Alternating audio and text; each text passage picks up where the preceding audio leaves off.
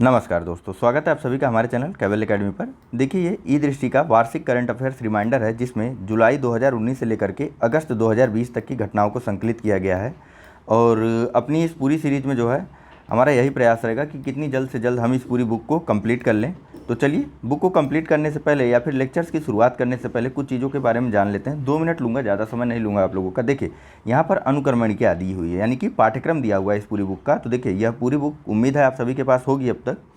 तो इस बुक को ना इनके द्वारा जो है 2 पार्ट में डिस्कस किया गया। सबसे पहले तो पेज नंबर 1 से लेकर के इनके द्वारा बात की गई है पेज नंबर 46 तक। ठीक, यहाँ पर देखिए खेल परिदृश्य तक बात की गई है, जो कि डिस्क्रिप्टिव मैनर में यानी कि विश्लेषणात्मक रूप में दिया हुआ है। वहीं पेज नंबर 47 यानी कि राष्ट्रीय परिदृश्य वाले चैप्टर से बात की गई है विविध, यानी कि पेज नंबर 134 से 140। ठीक, पेज नंबर 47 से पेज नंबर 140 तक इनके द्वारा बात की गई है क्वेश्चन आंसर के फॉर्मेट में या फिर प्रश्न उत्तर के माध्यम से। तो और सबसे लास्ट में एक प्रैक्टिस सेट दिया हुआ है पेज नंबर 141 से पेज नंबर 160 तक। तो फोकस कैसा रहेगा हमारा? देखिए, हम जो है ना डेली एक ही लेक्चर बनाएंगे और उस लेक्चर को या उस वीडियो को हम 2 पार्ट में डिवाइड कर देंगे। ठीक है, वो 2 पार्ट कैसे कैसे रहेंगे? तो शुरुआत करेंगे हम प्रश्नोत्तर के माध्यम से, यानी कि पेज नंबर 47 के आगे से शुरुआत करेंगे और चलेंगे लगभग 7 से 8 पेज। उसके बाद वहाँ से 7 से 8 पेज कंप्लीट करने के बाद हम वापस आएंगे कहाँ पर? पेज नंबर 1 की तरफ। ठीक, तो पेज नंबर 1 पहले पार्ट की तरफ। ठीक है, दूसरे पार्ट में हम क्या डिस्कस करेंगे उसी वीडियो में? तो दूसरे पार्ट में हम डिस्कस करेंगे पेज नंबर 1 या 1 से लेकर के और आगे तक, यानी कि विश्लेषणात्मक करंट्स के बारे में बात करेंगे दूसरे पार्ट में। और पहले पार्ट में बात करेंगे क्वेश्चन आंसर फॉर्मेट में करंट के बारे में। आपसे उम्मीद की जाती है कि आप जो है दोनों फॉर्मेट को लगातार और पूरे ध्यान से देखेंगे। देखिए, क्वेश्चन आंसर फॉर्मेट से शुरुआत करने का मकसद बस इतना है कि आपका ध्यान जो है जो इधर उधर भटकता रहता है वह कंसंट्रेट हो जाए, और उसके बाद विश्लेषणात्मक अध्ययन की तरफ चलते ही हम जो है अपने लेक्चर को ख़त्म करेंगे। ठीक है, तो चलिए आइए शुरुआत कर लेते हैं। चलिए चलते हैं सीधा प्रश्नोत्तर की तरफ, और यानी कि अपने वीडियो के पहले पार्ट की तरफ। सेकंड फेज में हम क्या डिस्कस करेंगे? सेकंड पार्ट में हम डिस्क्रिप्टिव चीज़ों को डिस्कस करेंगे। सबसे पहले बात करते हैं क्वेश्चन नंबर 1 की। यहाँ पूछा जा रहा है कि 7 अगस्त 2020 को केंद्रीय मंत्री नरेंद्र सिंह तोमर द्वारा वीडियो कॉन्फ्रेंसिंग के माध्यम से खेतों, बाजारों, उपभोक्ताओं को जोड़ने वाली भारत की पहली किसान रेल का शुभारंभ किया गया। तो भारत की पहली किसान रेल है देवलाली दानापुर किसान रेल। ठीक है, यह एक बहुसामग्री ट्रेन है जो कि फल और सब्जियों का सुगम परिवहन सुनिश्चित करेगी। ठीक है, इस ट्रेन के हाल्ट स्टेशन है नासिक रोड, मनमाड, जलगांव, भुसावल, बुरहानपुर, खंडवा, इटारसी, जबलपुर, सतना, कटनी, मानिकपुर, प्रयागराज छिवकी, पंडित दीनदयाल उपाध्याय जंक्शन और बक्सर। ठीक है, यह छिवकी प्रयागराज एक ही स्टेशन का नाम है। चलिए नेक्स्ट प्रश्न की तरफ चलते हैं। तो यहाँ पूछा जा रहा है कि अपनी तरह के पहले ऑनलाइन देशभक्ति फिल्म समारोह का आयोजन 7 अगस्त से 21 अगस्त 2020 के बीच किसके द्वारा किया जा रहा है? तो यह ऑनलाइन देशभक्ति फिल्म समारोह का आयोजन राष्ट्रीय फिल्म विकास निगम के द्वारा किया जा रहा है। ठीक है, 7 अगस्त से 21 अगस्त 2020 के मध्य। नेक्स्ट है, यहाँ पूछा जा रहा है कि 3 अगस्त 2020 को वित्तीय सेवाओं के विभाग द्वारा जारी नए आंकड़ों के अनुसार देश में प्रधानमंत्री जनधन योजना यानी कि पीएम जनधन योजना के तहत अब तक कुल कितने खाते खुल चुके हैं? तो 3 अगस्त 2020 को जारी लेटेस्ट आंकड़ों के तहत 40 करोड़ 5 लाख जनधन अकाउंट खुल चुके हैं। ठीक है, देखिए जनधन अकाउंट में कुछ बदलाव किए गए हैं। सबसे पहला चेंज किया गया है कि इसमें दुर्घटना राशि को अब 1 लाख रुपये से बढ़ा करके 2 लाख रुपये कर दिया गया है। वहीं जनधन अकाउंट में ओवरड्राफ्ट की सुविधा को भी 5,000 रुपये से बढ़ा करके 10,000 रुपये कर दिया गया है। चलिए नेक्स्ट चलते हैं। तो यहाँ पूछा जा रहा है कि 2 अगस्त 2020 को केंद्रीय संचार एवं आईटी राज्य मंत्री संजय धोत्रे ने कहाँ रेडियो नेटवर्क पर आधारित संपूर्ण दूर संचार कनेक्टिविटी भारत एयर फाइबर का उद्घाटन किया? तो यह उद्घाटन इनके द्वारा किया गया अकोला, महाराष्ट्र में। ठीक है, नेक्स्ट प्रश्न देखते हैं। तो यहाँ पूछा जा रहा है कि 1 अगस्त 2020 को केंद्रीय विज्ञान एवं प्रौद्योगिकी मंत्री डॉक्टर हर्षवर्धन ने विद्यार्थी विज्ञान मंच 2020-21 का शुभारंभ किया। इसका उद्देश्य क्या है? तो देखिए, विद्यार्थी विज्ञान मंथन 2020-21 का उद्देश्य है कक्षा 6वीं से 11वीं के स्कूल के छात्रों के बीच विज्ञान को लोकप्रिय बनाना। चलिए चलते हैं अगले प्रश्न पे। तो यहाँ पूछा जा रहा है कि 29 जुलाई 2020 को केंद्रीय मंत्रिमंडल ने राष्ट्रीय शिक्षा नीति 2020 को मंजूरी दे दी। इस नीति का अंतिम प्रारूप तैयार करने हेतु किसकी अध्यक्षता में एक समिति गठित हुई थी? तो देखिए, राष्ट्रीय शिक्षा नीति 2020 का अंतिम प्रारूप तैयार करने वाली समिति की अध्यक्षता इसरो के पूर्व अध्यक्ष डॉक्टर के कस्तूरी रंगन जी के द्वारा की गई थी। ठीक है, यह डेट भी आपको याद रखनी है, 29 जुलाई 2020। नेक्स्ट बताइए, तो यहाँ पूछा जा रहा है कि 23 जुलाई 2020 को रक्षा मंत्रालय ने भारतीय सेना में महिला अधिकारियों को स्थायी कमीशन प्रदान किया। उच्चतम न्यायालय ने कब केंद्र सरकार को ऐसा करने का निर्देश दिया था? ऐसे कुछ खास इंपॉर्टेंट क्वेश्चन नहीं है, यहाँ प्रश्न में ज़्यादा इंपॉर्टेंट है कि देखिए 23 जुलाई 2020 को रक्षा मंत्रालय द्वारा जो है भारतीय सेना में महिला अधिकारियों को स्थायी कमीशन प्रदान किया गया। ठीक है, बाकी सुप्रीम कोर्ट द्वारा ऐसा आदेश दिया गया था सरकार को 17 फरवरी 2020 को। ठीक है, इस पर ना फोकस करके इस डेट पर ज़्यादा फोकस रहना चाहिए आप सबका, 23 जुलाई 2020 को जब रक्षा मंत्रालय द्वारा भारतीय सेना में महिला अधिकारियों को स्थायी कमीशन दी गई थी। नेक्स्ट प्रश्न देखिए, तो 14 जुलाई 2020 को रेल मंत्रालय द्वारा जारी प्रेस विज्ञप्ति के अनुसार कहाँ स्थित रेल कोच फैक्ट्री ने कोविड-19 से लड़ने के लिए एक पोस्ट कोविड कोच डिजाइन किया था? तो भैया 14 जुलाई 2020 को पोस्ट कोविड कोच बनाया गया कपूरथला पंजाब में। ठीक है, इस कोच का क्या अर्थ है? तो देखिए इस कोच कोई खास कोच ऐसा नहीं है। देखिए इसमें एक हैंड फ्री वाटर टैप है, सॉफ्ट डिस्पेंसर लगाए गए हैं, गेट व टॉयलेट में फ्लश लगाए गए हैं। ठीक है, जिन्हें जो है यात्री बिना हाथ छुए ऑपरेट कर सकेंगे। यही इस पोस्ट कोविड कोच की खासियत है जो कि कपूरथला पंजाब में बनाए गए हैं। ठीक है, सिंपल, आप जैसे कोविड-19 से लड़ने के लिए चीज़ों को जो है सुरक्षित तरीके से इस्तेमाल करना चाहते हैं, बस उसी उद्देश्य की पूर्ति के लिए ऐसे कोचों का निर्माण रेलवे की कपूरथला फैक्ट्री द्वारा किया गया। ठीक, नेक्स्ट बताइए, 11 जुलाई 2020 को पर्यावरण वन एवं जलवायु परिवर्तन मंत्रालय द्वारा जारी प्रेस विज्ञप्ति के अनुसार भारत में किस वर्ष हुई बाघों की गणना ने विश्व के सबसे बड़े कैमरा ट्रैप वन्यजीव संरक्षण होने का नया गिनीज वर्ल्ड रिकॉर्ड बनाया? यह बनाया वर्ष 2018 में। ठीक है, कैमरा ट्रैप वन्यजीव संरक्षण का मतलब क्या है कि कैमरे लगा दिए गए और जीवों को उनके द्वारा रिकॉर्ड किया गया कि हाँ ये 1 हो गया, ये 2 हो गया, ये 3 हो गया, काउंटिंग की गई थी इस प्रकार से। ठीक है, कैमरा ट्रैप मतलब कैमरा का जाल। ठीक है, नेक्स्ट बताइए, तो यहाँ पूछा जा रहा है कि 9 जुलाई 2020 को संस्कृति मंत्रालय ने राष्ट्रीय पांडुलिपि मिशन के अंतर्गत मंगोलियन कंजूर पांडुलिपियों बौद्ध विहित पाठ, ठीक, मंगोलियन कंजूरी पांडुलिपियाँ क्या है? बौद्ध विहित पाठ हैं कि 108 खंडों के पुनर्मुद्रण की परियोजना शुरू की। केंद्र सरकार ने राष्ट्रीय पांडुलिपि मिशन की शुरुआत कब की थी? तो देखिए राष्ट्रीय पांडुलिपि मिशन की शुरुआत हुई थी वर्ष 2003 में। यह जानना ज़्यादा जरूरी है बजाय कि ऊपर वाले स्टेटमेंट के। ठीक है, वैसे दोनों याद रहेगा तो बेस्ट है। नेक्स्ट देखिए कि जुलाई 2020 में भारत में कहाँ पर विश्व के दूसरे सबसे बड़े योट्टा एनएमआई डेटा सेंटर का उद्घाटन किया गया? तो यह उद्घाटन किया गया पनवेल, मुंबई में। देखिए योट्टा के प्रमुख डॉक्टर निरंजन हीरानंदानी हैं। इसके अन्य डाटा सेंटर यानी कि योट्टा NM1 के अन्य डेटा सेंटर पार्क जो है दिल्ली और चेन्नई में भी प्रारंभ होने वाले हैं। ठीक है, नेक्स्ट देखिए, तो यहाँ पूछा जा रहा है 5 जुलाई 2020 को किसने देश का पहला social media super app elements launch किया? तो इस एलिमेंट ऐप को लॉन्च किया गया था उपराष्ट्रपति M वेंकैया नायडू जी के द्वारा। नेक्स्ट प्रश्न देखिए, तो यहाँ पूछा जा रहा है कि 4 जुलाई 2020 को किसने डिजिटल इंडिया आत्मनिर्भर ऐप इनोवेशन चैलेंज का शुभारंभ किया? तो इस ऐप का शुभारंभ किया गया था प्रधानमंत्री नरेंद्र मोदी जी के द्वारा। ठीक है, 4 जुलाई 2020 को डिजिटल इंडिया आत्मनिर्भर ऐप इनोवेशन चैलेंज का। ठीक, नेक्स्ट बताइए, यहाँ पूछा जा रहा है कि 2 जुलाई 2020 को कहाँ पर देश के पहले प्लाज्मा बैंक की शुरुआत की गई थी? यह शुरुआत की गई थी नई दिल्ली में। ठीक है, 2 जुलाई 2020 को पहला प्लाज्मा बैंक शुरू होता है भारत की राजधानी नई दिल्ली में।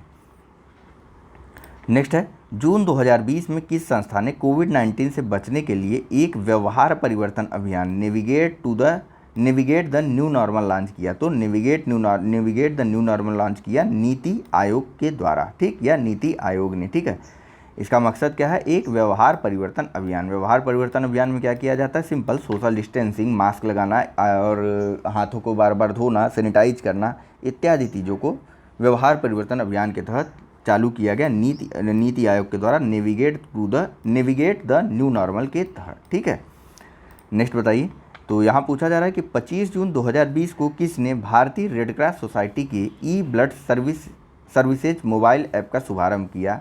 तो इसका शुभारंभ किया गया केंद्रीय स्वास्थ्य एवं परिवार कल्याण मंत्री डॉक्टर हर्षवर्धन जी के द्वारा। ठीक है, रेड क्रॉस सोसाइटी के ई ब्लड सर्विसेज मोबाइल ऐप का शुभारंभ 25 जून 2020 को यह ऐप शुभारंभ किया जाता है या शुरू किया गया था।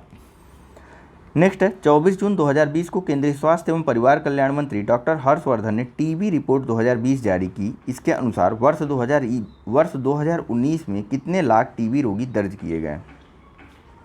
तो वर्ष 2019 में 24.04 लाख टीबी रोगी दर्ज किए गए थे। ठीक है, टीबी रिपोर्ट 2020 के तहत यह बात पता चलती है। देखिए, इसी रिपोर्ट के अनुसार यानी कि टीबी रिपोर्ट 2020 के अनुसार जो है सभी अधिसूचित टीबी रोगियों की एचआईवी जांच का प्रावधान 2018 में 67% से बढ़ करके 2019 में 81% तक हो गया है। नेक्स्ट देखिए, तो यहाँ पूछा जा रहा है कि 24 जून 2020 को आर्थिक मामलों की मंत्रिमंडलीय समिति ने कितने करोड़ रुपए के पशुपालन बुनियादी ढांचा विकास फंड के गठन को मंजूरी दे दी? तो देखिए, पशुपालन बुनियादी ढांचा विकास फंड को जो है 15,000 करोड़ रुपए आवंटित किए गए आर्थिक मामलों की मंत्रिमंडलीय समिति द्वारा 24 जून 2020 को। ठीक है, नेक्स्ट बताइए।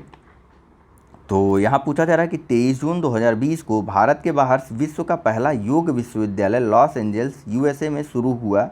इस विश्वविद्यालय का क्या नाम है? तो इस विश्वविद्यालय का नाम है विवेकानंद योग विश्वविद्यालय या फिर वायु। ठीक, 23 जून 2020 को यह अमेरिका के लॉस एंजल्स में शुरू की गई थी। ठीक है, अगला प्रश्न देखिए। तो यहाँ पूछा जा रहा है कि जून 2020 में भारत कितने अरब डॉलर की अमेरिकी प्रतिभूतियों के साथ विश्व का सबसे अधिक प्रतिभूतियों वाला 12वां देश बन गया? तो यह थी प्रतिभूतियाँ 157 अरब 40 करोड़ डॉलर की। ठीक है, नेक्स्ट बताइए। तो यहाँ पूछा जा रहा है कि 24 जून 2020 को केंद्रीय मंत्रिमंडल ने प्रधानमंत्री मुद्रा योजना के तहत शिशु ऋणों की त्वरित अदायगी पर 12 माह की अवधि के लिए कितने प्रतिशत ब्याज सब्सिडी की मंजूरी दी? तो यह मंजूरी दी गई 2% ब्याज की सब्सिडी दी जाएगी शिशु ऋणों के तहत। मुद्रा लोन के तहत शिशु ऋण पाने वाले को यदि वे जो है 12 माह की अवधि में अपने ऋण को चुका देते हैं। नेक्स्ट देखिए। तो यहाँ पूछा जा रहा है कि 20 जून 2020 को प्रधानमंत्री नरेंद्र मोदी ने वीडियो कॉन्फ्रेंसिंग के माध्यम से देश के गांवों में आजीविका के अवसर को बढ़ाने के लिए गरीब कल्याण रोजगार अभियान की शुरुआत की। इस अभियान में कितने राज्यों को चुना गया? तो गरीब कल्याण रोजगार अभियान जो कि 20 जून 2020 को प्रधानमंत्री नरेंद्र मोदी जी के द्वारा वीडियो कॉन्फ्रेंसिंग के माध्यम से शुरुआत की गई थी, 6 राज्यों को चुना गया। वे 6 राज्य हैं क्रमशः बिहार, उत्तर प्रदेश, मध्य प्रदेश, राजस्थान, झारखंड और ओडिशा। फिर से जान लीजिए। तो 6 राज्यों में जो है गरीब कल्याण रोजगार अभियान की शुरुआत 20 जून 2020 को प्रधानमंत्री नरेंद्र मोदी जी के द्वारा वीडियो कॉन्फ्रेंसिंग के माध्यम से शुरू की गई थी। उन 6 राज्यों के नाम है बिहार, उत्तर प्रदेश, मध्य प्रदेश, राजस्थान, झारखंड और ओडिशा। ठीक है, नेक्स्ट देखिए। तो यहाँ पूछा जा रहा है कि 24 जून 2020 को किस देश ने द्वितीय विश्व युद्ध के 75वें विजय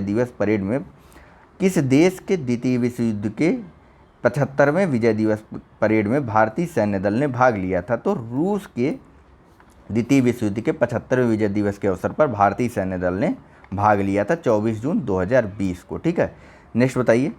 काफ़ी विवादित था तो आपको तारीख और देश दोनों को याद रखना। ठीक है, नेक्स्ट बताइए। 17 जून 2020 को भारत निर्विरोध संयुक्त राष्ट्र सुरक्षा परिषद का अस्थायी सदस्य चुना गया। इसका कार्यकाल होगा, तो देखिए भारत का कार्यकाल होगा 2021 से लेकर के 2022 तक, यानी कि 1 वर्ष तक भारत संयुक्त राष्ट्र सुरक्षा परिषद का अस्थायी सदस्य बना रहेगा। ठीक है, चुना कब गया? 17 जून 2020 को। इसके लिए जो है अपनी सीट किसने रिक्त की थी? तो अफगानिस्तान के द्वारा जो है भारत के पक्ष में अपनी सीट रिक्त कर दी गई थी। ठीक है, नेक्स्ट बताइए कि हाल ही में कब भारत आर्टिफिशियल इंटेलिजेंस के लिए जिम्मेदार और मानव केंद्रित विकास तथा उपयोग में सहायता करने हेतु ग्लोबल पार्टनरशिप ऑन आर्टिफिशियल में संस्थापक सदस्य के रूप में शामिल हुआ? तो भारत जो है वह ग्लोबल पार्टनरशिप ऑन आर्टिफिशियल में संस्थापक सदस्य के रूप में शामिल होता है 15 जून 2020 में। ठीक है, नेक्स्ट है 15 जून 2020 को किसने प्रथम राष्ट्रव्यापी ऑनलाइन वितरण आधारित gas trading platform Indian gas exchange launch किया था? तो gas trading platform Indian gas exchange को लॉन्च किया गया था केंद्रीय पेट्रोलियम एवं प्राकृतिक गैस मंत्री धर्मेंद्र प्रधान जी के द्वारा। ठीक है, 15 जून 2020 को। ठीक, नेक्स्ट बताइए। यहाँ पूछा जा रहा है कि 12 जून 2020 को किस संस्था ने राष्ट्रीय स्वास्थ्य देखभाल आपूर्ति श्रृंखला के लिए आरोग्य पथ पोर्टल लॉन्च किया? तो CSIR यानी कि वैज्ञानिक तथा औद्योगिक अनुसंधान परिषद द्वारा जो है आरोग्य पथ पोर्टल को लॉन्च किया गया था 12 जून 2020 को। उद्देश्य क्या था? तो राष्ट्रीय स्वास्थ्य देखभाल आपूर्ति की श्रृंखला। ठीक, नेक्स्ट यहाँ थोड़ा सा बताया गया है, तो देखिए भारतीय राष्ट्रीय राजमार्ग प्राधिकरण के बारे में बात की गई, तो चलिए देख लेते हैं। देखिए भारतीय राष्ट्रीय राजमार्ग प्राधिकरण यानी कि नाही का गठन जो है भारतीय राष्ट्रीय राजमार्ग अधिनियम 1988 राष्ट्रीय राजमार्गों के विकास, अनुरक्षण और प्रबंधन के लिए एक प्राधिकरण का गठन करने तथा उससे संबद्ध या उसके आनुषांगिक विषयों के लिए उपबंध करने हेतु अधिनियम के द्वारा किया गया। तो यह पूरा अधिनियम का ही नाम है, ठीक है। बस आप डेट याद कर लीजिए, ठीक है। अधिनियम याद रहे चाहे मत रहे, 1988 में नाही का गठन किया गया था भारतीय राष्ट्रीय राजमार्ग अधिनियम 1988 के माध्यम से, ठीक है। पूरा का पूरा याद करने की जरूरत नहीं। हाँ, यहाँ पर आप कार्य देख सकते हैं, राष्ट्रीय राजमार्गों का विकास इसका कार्य है, उनका अनुरक्षण और उनका प्रबंधन करना इसका कार्य है, ठीक है। आइए नेक्स्ट प्रश्न देखते हैं। तो यहाँ पूछा जा रहा है कि 12 जून 2020 को कौन सा संगठन पूरी तरीके से डिजिटल होने वाला देश का पहला निर्माण क्षेत्र संगठन बना। तो देखिए यह निर्माण क्षेत्र संगठन बना पूरी तरीके से डिजिटल भारतीय राष्ट्रीय राजमार्ग प्राधिकरण यानी कि नाही, ठीक। यह वही नाही है जिसकी स्थापना भारतीय राष्ट्रीय राजमार्ग अधिनियम 1988 के तहत की गई थी, ठीक है। अब यह पूरी तरीके से डिजिटल हो चुका है। नेक्स्ट है 12 जून 2020 को किस मंत्रालय ने सहकार मित्र इंटर्नशिप कार्यक्रम योजना का शुभारंभ किया। तो देखिए 12 जून 2020 को जो है कृषि एवं किसान कल्याण मंत्रालय द्वारा जो है सहकार मित्र इंटर्नशिप कार्यक्रम पर योजना का शुभारंभ किया गया, ठीक है।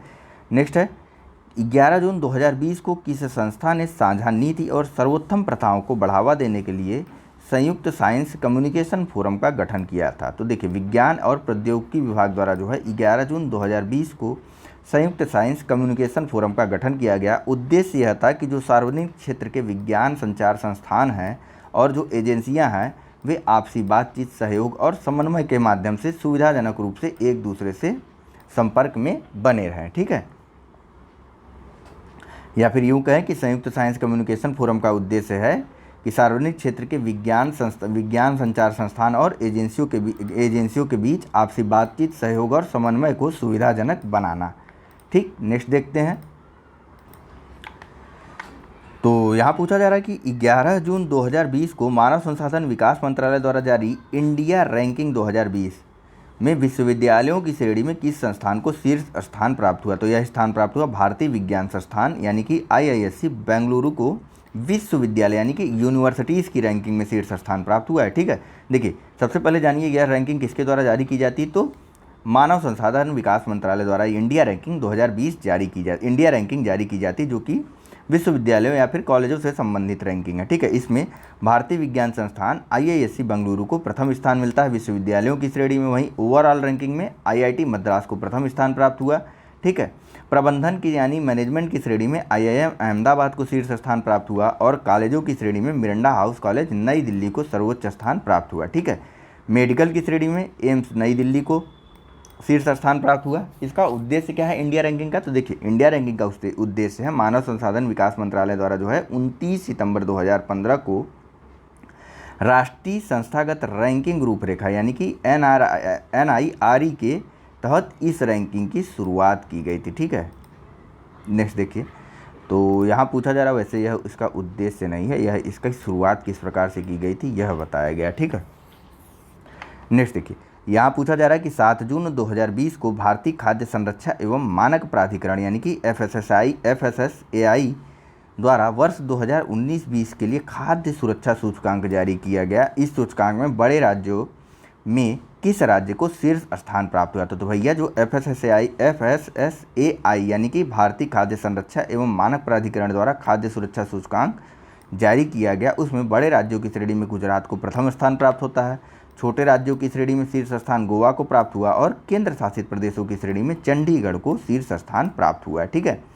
नेक्स्ट बात करते हैं। तो यहाँ पूछा जा रहा है कि 8 जून 2020 को केंद्रीय अप्रत्यक्ष कर और सीमा शुल्क बोर्ड यानी कि CBIC ने आयातित वस्तुओं के तेजी से सीमा शुल्क निकासी के लिए किन शहरों में तुरंत कस्टम यानी कि इंस्टेंट कस्टम कार्यक्रम का शुभारंभ किया। तो बेंगलुरु और चेन्नई में CBIC द्वारा जो है तुरंत कस्टम सुविधा को शुरू किया गया, ठीक है, जिससे कि माल जो है तुरंत मार्केट में आ सकें। नेक्स्ट है कि जून 2020 में किस राज्य सरकार ने राज कौशल पोर्टल का शुभारंभ किया गया था। तो यहीं राज से आप समझिए, राज कौशल पोर्टल का शुभारंभ राजस्थान सरकार के द्वारा किया गया था। इसका उद्देश्य क्या है, तो देखिए राज कौशल पोर्टल का उद्देश्य है प्रवासी श्रमिकों के लिए अवसरों की उपलब्धता में सुधार करके उद्योगों और मजदूरों के बीच के फासले को कम करना। नेक्स्ट बात करते हैं। तो यहाँ पूछा जा रहा है कि 8 जून 2020 को ग्रामीण विकास मंत्रालय की प्रेस विज्ञप्ति के अनुसार चालू वित्त वर्ष 2020-21 के दौरान मनरेगा के तहत कितने करोड़ रुपए आवंटित किए गए। तो देखिए मनरेगा के तहत जो है 8 जून 2020 को, जो 8 जून 2020 से मतलब नहीं है, देखिए मनरेगा के तहत 2020-21 के दौरान जो है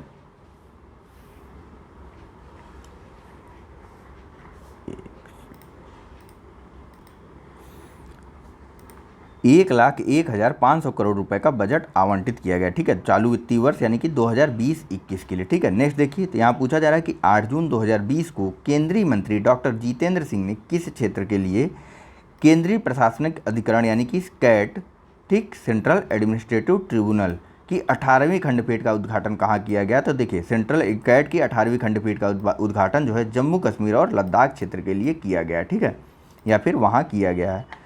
नेक्स्ट बताइए, यहाँ पूछा जा रहा है कि 5 जून 2020 को केंद्र सरकार ने नगर वन कार्यक्रम, ठीक, इंपॉर्टेंट है, डेट भी आपको याद रखनी, 5 जून 2020 नगर वन कार्यक्रम का शुभारंभ किया गया। ठीक है, इस कार्यक्रम का उद्देश्य क्या है, तो अगले 5 वर्षों में देश भर में शहरी वनों को विकसित करना। और कितने शहरी वनों को विकसित करना, तो 200 शहरी वनों को विकसित करना। ठीक है, अगले 5 वर्षों में नगर वन कार्यक्रम के तहत 5 जून 2020 को केंद्रीय सरकार द्वारा जारी किया गया, शुभारंभ किया गया है इस योजना का। ठीक है, नेक्स्ट बताइए। तो यहाँ पूछा जा रहा है कि 3 जून 2020 को केंद्रीय मंत्रिमंडल ने कृषि उपज और वाणिज्यिक संवर्धन और सुविधा अध्यादेश 2020 को मंजूरी दी।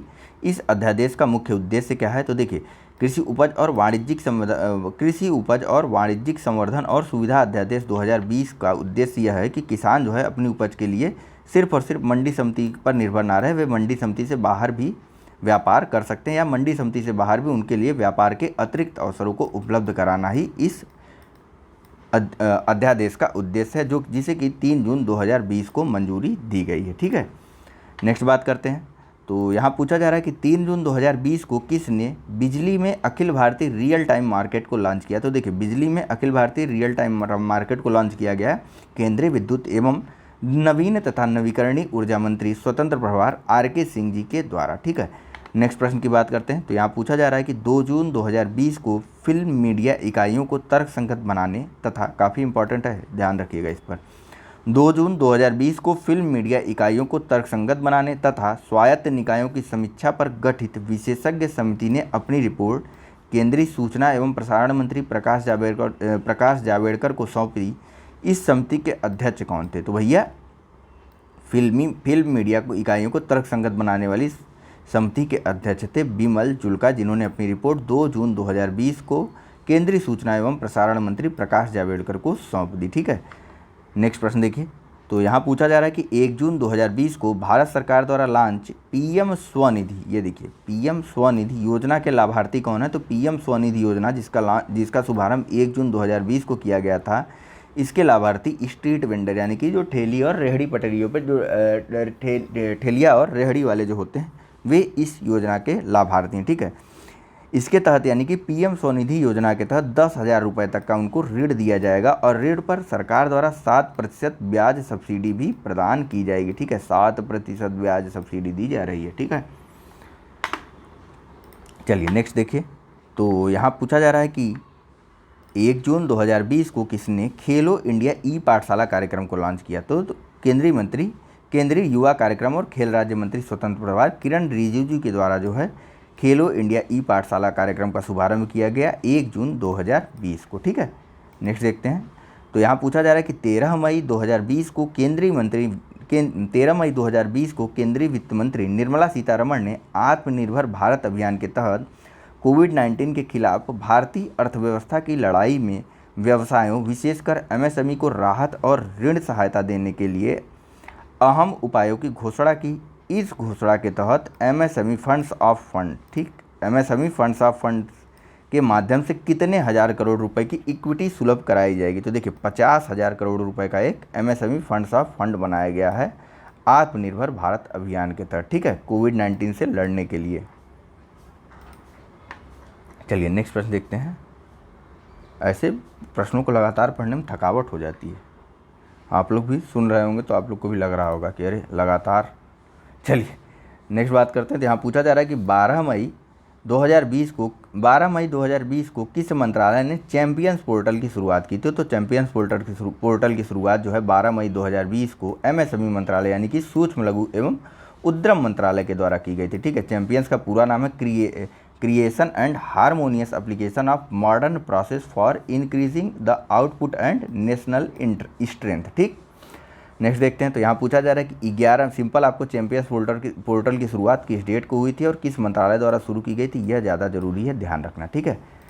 नेक्स्ट बात की जा रही है कि 11 मई 2020 को केंद्रीय मानव संसाधन एवं विकास मंत्री रमेश पोखरियाल निशंक ने किस राज्य के केंद्रीय विश्वविद्यालय की हेल्पलाइन भरोसा की शुरुआत की थी? तो देखिए यह विश्वविद्यालय था ओडिशा, ठीक है। ओडिशा विश्वविद्यालय द्वारा जो है एक हेल्पलाइन नंबर भरोसा की शुरुआत की गई। इसमें यहाँ नीचे हेल्पलाइन नंबर भी दिया हुआ है, अगर यदि आपके कोई मित्र वहाँ फंसे हों तो आप उनको यह नंबर दे भी सकते हैं, ठीक है, जो भी उड़ीसा विश्वविद्यालय केंद्रीय विश्वविद्यालय के विद्यार्थी हैं। नेक्स्ट बात करते हैं। 1 मई 2020 को राष्ट्रीय पोर्टेबिलिटी योजना एक राष्ट्र एक राशन कार्ड के अंतर्गत राष्ट्रीय क्लस्टर के साथ 5 राज्य या केंद्र शासित प्रदेशों के जुड़ने से राष्ट्रीय क्लस्टर से जुड़े राज्यों या केंद्र शासित प्रदेशों की संख्या कितनी हो गई? तो भैया एक राष्ट्र एक कार्ड योजना से अब 15 राज्य जुड़ चुके हैं 1 मई 2020 तक की स्थिति के अनुसार, ठीक है। नेक्स्ट पूछा जा रहा है कि 22 अप्रैल 2020 को केंद्र सरकार ने केंद्रीय कर्मचारियों और पेंशनरों के महंगाई भत्तों की वृद्धि पर कब तक रोक लगा दिया गया? तो यह रोक लगाई गई जुलाई 2021 तक, ठीक, केंद्रीय कर्मचारियों और पेंशनरों के महंगाई भत्तों पर, ठीक है। नेक्स्ट है, यहाँ पूछा जा रहा है कि 22 अप्रैल 2020 को उच्चतम न्यायालय ने किस राज्य में अनुसूचित जनजाति क्षेत्र में एसटी को 100% आरक्षण को असंवैधानिक घोषित कर दिया गया? तो सुप्रीम कोर्ट द्वारा जो है आंध्र प्रदेश सरकार द्वारा दिए गए एसटी समुदाय के 100% आरक्षण को असंवैधानिक घोषित कर दिया गया, ठीक है। इसके बारे में डिटेल जो है आप जब दृष्टि IAS वाला डिस्कशन देखेंगे, हमारा जो एक अन्य इसी के पैरेलल में करंट अफेयर्स का डिस्कशन चल रहा है अर्धवार्षिकी वाला, वहाँ पर आपको पता चलेगा। काफ़ी जिनके सभी के बारे में चर्चा की गई उन सभी के बारे में आपको पता चलेगा वहाँ पर डिटेल नॉलेज। थोड़ा सा देखिए डिटेल नॉलेज जानना जरूरी है, लेकिन चूँकि आप भी जानते हैं थोड़ा डिमांडिंग चीज़ें रहती हैं तो करना पड़ता है। फैक्ट की भी डिमांड होती है, फैक्ट अपनी जगह है और डिस्क्रिप्टिव चीज़ें अपनी जगह हैं, ठीक है।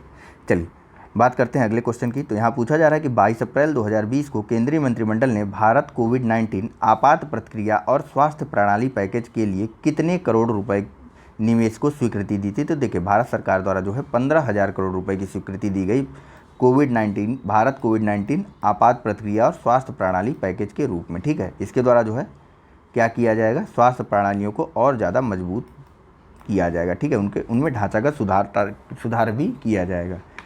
नेक्स्ट बात करते हैं। तो यहाँ पूछा जा रहा है कि 19 अप्रैल 2020 को केंद्र सरकार ने कोविड-19 के टीके एवं दवा की खोज और इस दिशा में हो रहे प्रयासों को गति देने हेतु एक उच्च स्तरीय टास्क फोर्स का गठन किया।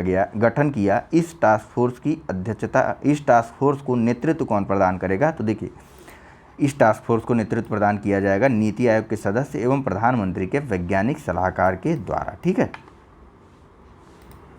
अगले प्रश्न की बात करते हैं। तो यहाँ पूछा जा रहा है कि 18 अप्रैल 2020 को केंद्रीय संस्कृति मंत्री स्वतंत्र प्रभार प्रहलाद सिंह पटेल ने नई दिल्ली में अमूर्त सांस्कृतिक विरासत क्या होती है? जिन्हें हम देखते हैं, ठीक है। अमूर्त सांस्कृतिक विरासत की राष्ट्रीय सूची जारी की। इसमें कितने को यूनेस्को द्वारा भारत की अमूर्त सांस्कृतिक विरासत के रूप में मान्यता प्रदान की गई? तो जो सूची इनके द्वारा जारी की गई थी उस सूची में शामिल 13 अमूर्त सांस्कृतिक विरासत स्थलों को यूनेस्को द्वारा मान्यता ऑलरेडी दे दी गई है, ठीक है। नेक्स्ट बात करते हैं।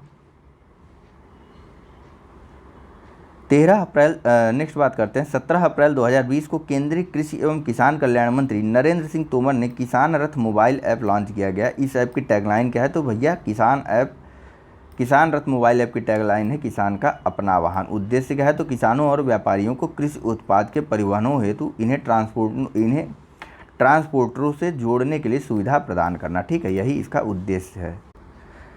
नेक्स्ट है कि यहाँ पूछा जा रहा है कि 9 अप्रैल 2020 को कोविड-19 के प्रबंधन के लिए केंद्र सरकार ने किस मंत्रालय के दीक्षा प्लेटफॉर्म पर इंटीग्रेटेड गवर्नमेंट ऑनलाइन प्रशिक्षण आई गॉट पोर्टल लॉन्च किया है। तो वास्तव में यहाँ पूछा जा रहा है कि दीक्षा प्लेटफॉर्म किस मंत्रालय का है, तो भैया दीक्षा प्लेटफॉर्म है मानव संसाधन विकास मंत्रालय का, ठीक है।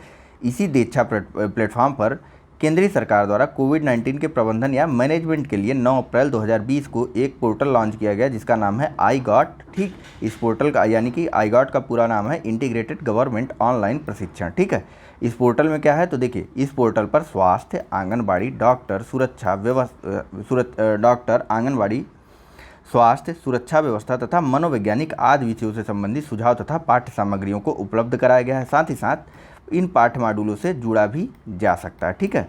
नेक्स्ट बात करते हैं, तो यहाँ पूछा जा रहा है कि 6 अप्रैल 2020 को केंद्रीय मंत्रिमंडल ने संसद अधिनियम 1954 के तहत सदस्यों के वेतन भत्ते और पेंशन में कटौती हेतु संशोधन के अध्यादेश को मंजूरी प्रदान की। इस मंजूरी के तहत सभी सांसदों के वेतन भत्ते और पेंशन में 1 वर्ष तक कितने प्रतिशत की कटौती की जाएगी, तो यह कटौती की जाएगी 30% तक। कितने समय तक के लिए, तो 1 वर्ष के लिए। कहाँ पर, तो संसद के सदस्यों के वेतन भत्ते तथा पेंशनों में, ठीक है। किस अधिनियम में संशोधन के द्वारा, तो संसद अधिनियम 1954 के द्वारा, ठीक है। इस अधिनियम को मंजूरी कब दी, इस संशोधन को मंजूरी कब दी गई, तो 6 अप्रैल 2020 को, ठीक है। थोड़ा इंपॉर्टेंट है, जानते रहिए इसको। नेक्स्ट पूछा जा रहा है कि 31 मार्च 2020 को किस मंत्रालय ने देश के विभिन्न भागों में फंसे विदेशी पर्यटकों की सहायता के लिए स्ट्रैंडेड इन इंडिया पोर्टल का शुभारंभ किया गया। तो यह शुभारंभ किया गया यानी कि इस पोर्टल यानी कि स्ट्रैंडेड इन इंडिया पोर्टल का शुभारंभ किया गया पर्यटन मंत्रालय के द्वारा। उद्देश्य क्या था स्ट्रैंडेड इन इंडिया पोर्टल का, तो जो भारत के विभिन्न भागों में यानी कि भारत के अंदर जो विदेशी पर्यटक फंसे हुए थे उनकी सहायता करना, ठीक है। तारीख क्या थी, 31 मार्च 2020 जब इस पोर्टल को लॉन्च किया गया। नेक्स्ट बात कर लेते हैं, यहाँ पूछा जा रहा है कि मार्च 2020 में प्रधानमंत्री कार्यालय ने कोविड-19 के प्रसार को कम करने और लॉकडाउन के बाद सामान्य स्थिति बहाल करने हेतु किसकी अध्यक्षता में एक पैनल का गठित किया, तो यह पैनल गठित किया गया था प्रधानमंत्री के प्रधान सचिव पीके मिश्रा जी की अध्यक्षता में।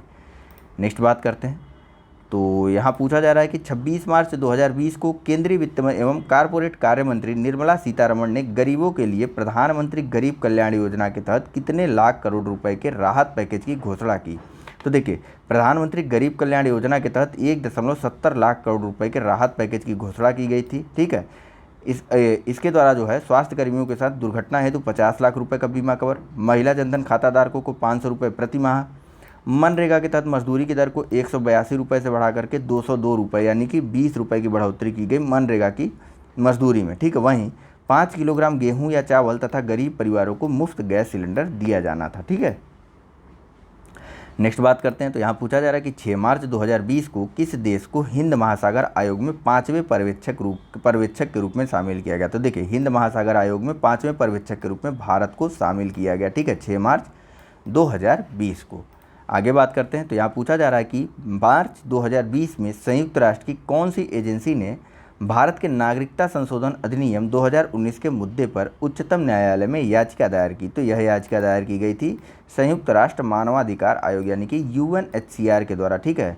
भारत नागरिकता संशोधन अधिनियम 2019 के मुद्दे पर भारत के ही सुप्रीम कोर्ट में। नेक्स्ट बात करते हैं, तो यहाँ पूछा जा रहा है कि 2 मार्च 2020 के मध्य 11वें बेंगलुरु इंडियन नैनो सम्मेलन एवं प्रदर्शनी का आयोजन बेंगलुरु में किया गया। इसका मुख्य विषय क्या था, तो इसका मुख्य विषय था उद्योग 4.0 नैनो टेक्नोलॉजी यानी नैनो साइंस और नैनो टेक्नोलॉजी के नए आयाम, ठीक है, यानी कि नैनो विज्ञान एवं नैनो प्रौद्योगिकी के नए आयाम। नेक्स्ट बात करते हैं, तो यहाँ पूछा जा रहा है कि 26 से 29 फरवरी 2020 को किस देश के राष्ट्रपति भारत की राजकीय यात्रा पर रहे। तो देखिए भैया 26 से 29 फरवरी 2020 को जो है म्यांमार के राष्ट्रपति यून विन मिंत जो है भारत की राजकीय यात्रा पर रहे। हालांकि यह 26 जनवरी की गणतंत्र दिवस परेड के मुख्य अतिथि नहीं थे। कौन था वो बताइए, नहीं पता है तो आगे बात करेंगे, ठीक है। नेक्स्ट पूछा जा रहा है कि 28 फरवरी 2020 को पूर्वी आंचलिक परिषद की 24वीं बैठक कहाँ हुई थी। तो पूर्वी आंचलिक परिषद की 24वीं बैठक भुवनेश्वर उड़ीसा में संपन्न हुई, ठीक। नेक्स्ट 25 फरवरी 2020 को कौन सा राज्य एकीकृत वाहन पंजीकरण लॉन्च करने वाला देश का पहला राज्य बन गया। तो एकीकृत वाहन पंजीकरण लॉन्च करने वाला देश का पहला राज्य मध्य प्रदेश बन गया है, ठीक है। आगे बात करते हैं, तो यहाँ पूछा जा रहा है कि फरवरी 2020 में कौन सा राज्य 100% एलपीजी कवरेज वाला देश का पहला राज्य बना है? तो 100% एलपीजी कवरेज वाला राज्य हिमाचल प्रदेश बन गया फरवरी 2020 में। ठीक, नेक्स्ट बताइए। तो यहाँ पूछा जा रहा है कि 20-21 फरवरी 2020 के मध्य पहला भारत बांग्ला पर्यटन उत्सव, ठीक, पहला भारत बांग्ला पर्यटन उत्सव कहाँ संपन्न हुआ था? तो देखिए 20 से 21 फरवरी 2020 के मध्य जो है भारत बांग्ला पर्यटन उत्सव अगरतला त्रिपुरा में संपन्न होता है। ठीक, पहला था यह अपनी प्रकार का। ठीक, नेक्स्ट पूछा जा रहा है कि 21 फरवरी 2020 को कहाँ पर देश के पहले तैरने वाले जेटी और आवर्जन सुविधा केंद्र का शुभारंभ किया गया? तो तैरने वाले जेटी और आवर्जन सुविधा केंद्र की शुरुआत पणजी गोवा में की जाती है 21 फरवरी 2020 को। ठीक, नेक्स्ट फरवरी 2020 में द इकोनॉमिस्ट इंटेलिजेंस यूनिट यानी कि EIU, ठीक, तो द इकोनॉमिस्ट इंटेलिजेंस यूनिट द्वारा जारी world wide education for the future index में फिनलैंड को शीर्ष स्थान प्राप्त हुआ। इस सूचकांक में भारत का कौन सा स्थान है? तो भैया world wide education for the future index में जो है भारत का स्थान जो है 35वां है। ठीक है, यह इंडेक्स जो है द इकोनॉमिस्ट इंटेलिजेंस यूनिट यानी कि EIU के द्वारा जारी किया जाता है, जिसमें फिनलैंड को शीर्ष स्थान प्राप्त हुआ है। समझ गए आप? नेक्स्ट पूछा जा रहा है यहाँ पर कि 14 फरवरी 2020 को केंद्रीय सड़क परिवहन एवं राजमार्ग मंत्री नितिन गडकरी ने किस शहर के मध्य देश की पहली अंतर शहर इलेक्ट्रिक बस सेवा लॉन्च की? तो मुंबई और पुणे के मध्य 14 फरवरी 2020 को केंद्रीय सड़क एवं परिवहन राज्य मंत्री नितिन गडकरी द्वारा जो है पहली अंतर शहर यानी कि इंटरसिटी इलेक्ट्रिक बस सर्विस को लॉन्च किया गया। ठीक, आगे बात करते हैं। तो यहाँ पूछा जा रहा है कि 18 फरवरी 2020 को उत्तर प्रदेश के वित्त मंत्री सुरेश खन्ना ने वित्त वर्ष 2020-21 के लिए कुल कितने करोड़ रुपए का बजट आवंटित किया? देखिए यहाँ पर नंबर्स को भी याद करना आपको ज़्यादा ज़रूरी, पहले से ही बता दे रहा हूँ, दशमलव के बाद वाले नंबर को भी याद रखना ज़रूरी है अगर भैया आप जो है एग्ज़ाम देने जा रहे हैं यूपी PCS या यूपी आयोग से संबंधित किसी भी परीक्षा का। ठीक है, तो देखिए 5,12,860.72 करोड़ रुपए का उत्तर प्रदेश का बजट लॉन्च किया गया या बजट पेश किया गया 18 फरवरी 2020 को उत्तर प्रदेश के वित्त मंत्री सुरेश खन्ना जी के द्वारा। ठीक है, 5,12,860.72, 70 के बाद 2, ठीक, 70 धन 2, ठीक, 70 + 2 याद रखिए 5,12,860.72 करोड़ रुपए का बजट पेश किया गया है इस बार उत्तर प्रदेश का। ठीक है, नेक्स्ट उत्तर प्रदेश सरकार द्वारा प्रस्तुत बजट अनुमान 2020-21 में कुल कितने करोड़ रुपए की नई परियोजनाएं शामिल की गई? तो भैया बजट अनुमान 2020-21 में जो है कुल मिलाकर के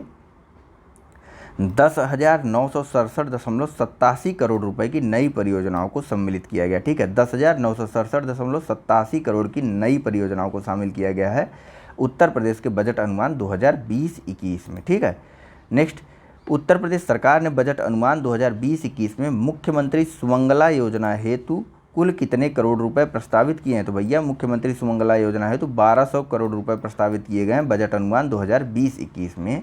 और नेक्स्ट प्रश्न है कि 6 फरवरी 2020 को भारत अफ्रीका रक्षा मंत्री कॉन्क्लेव 2020 कहाँ आयोजित हुआ था? तो यह आयोजित हुआ लखनऊ उत्तर प्रदेश में। ठीक है, एक सेकंड रुके, नीचे थोड़ा सा पेज एरर आ रहा है। चलिए देखिए सही हो गया। देखिए थोड़ा सा ना जल्दी चलने की आवश्यकता है क्योंकि लेक्चर्स ज़्यादा लंबे हो जाएंगे। वैसे लंबे तो होने ही होने हैं, या तो पहले से तय था कि लेक्चर्स लंबे बनेंगे। ठीक है, देखिए टारगेट अप्रोच अपनाना होगा तो थोड़ा थोड़ा लेक्चर्स को बढ़ाना होगा, टाइम ड्यूरेशन भी। ठीक है भाई, ये बात करते हैं। तो यहाँ पूछा जा रहा है कि 7 से 8 फरवरी 2020 के मध्य जो है 23वां राष्ट्रीय ई गवर्नेंस सम्मेलन कहाँ हुआ था? तो भैया 7 से 8 फरवरी 2020 के मध्य जो है 23वां राष्ट्रीय ई गवर्नेंस सम्मेलन मुंबई महाराष्ट्र में संपन्न हुआ था। ठीक है, नेक्स्ट पूछा जा रहा है कि 6 से 7 फरवरी 2020 के मध्य समुद्री सुरक्षा सहयोग पर 6 से 7 फरवरी 2020 के मध्य समुद्री सुरक्षा सहयोग पर चौथा पूर्वी एशिया शिखर सम्मेलन कहाँ संपन्न हुआ? तो यह शिखर सम्मेलन नहीं कि चौथा पूर्वी एशिया शिखर सम्मेलन चेन्नई तमिलनाडु में संपन्न हुआ। नेक्स्ट 800, ये दोनों क्वेश्चन थोड़े इंपॉर्टेंट हैं तो ध्यान दीजिएगा। नेक्स्ट है 822 खिलाड़ियों को बीमा प्रदान करने वाला देश का पहला राज्य कौन सा बना? तो 822 खिलाड़ियों को बीमा प्रदान करने वाला देश का पहला राज्य मध्य प्रदेश। 2 लाख रुपये का मेडिकल कवर और 5 लाख रुपये का जीवन दुर्घटना बीमा। आगे बात करते हैं। यहाँ पूछा जा रहा है कि जनवरी 2020 में किस राज्य में देश के पहले और सबसे बड़े वॉक थ्रू एवियरी का उद्घाटन किया गया? तो देश के सबसे बड़े वॉक थ्रू एवियरी का उद्घाटन जो है वीर माता जीजाबाई भोसले उद्यान और चिड़ियाघर मुंबई महाराष्ट्र में बनाया गया। ठीक है,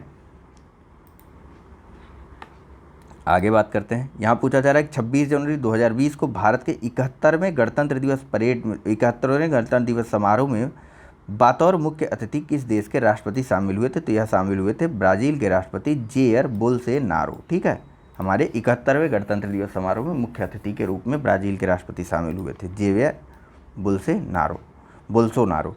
नेक्स्ट, रक्षा एवं विश्लेषण संस्थान का नाम बदल करके किसके नाम पर कर दिया गया? तो यह नाम कर दिया गया दिवंगत पूर्व रक्षा मंत्री मनोहर पर्रिकर रक्षा अध्ययन संस्थान। ठीक है, आगे, दिल्ली में प्रवासी केंद्र तथा विदेशी संस्थान का नाम बदल करके किसके नाम पर कर दिया गया? तो दिल्ली में प्रवासी केंद्र तथा विदेशी संस्थान का नाम बदल करके पूर्व विदेश मंत्री सुषमा स्वराज के नाम पर कर दिया गया। नेक्स्ट, राष्ट्रीय वित्तीय प्रबंधन संस्थान का नाम बदल करके क्या रखा गया है? तो राष्ट्रीय वित्तीय प्रबंधन संस्थान का नाम बदल करके अरुण जेटली राष्ट्रीय वित्तीय प्रबंधन संस्थान रख दिया गया है। आगे बात करते हैं।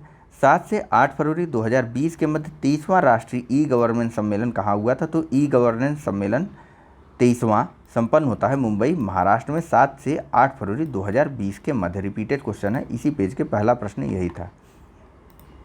आगे बात करते हैं।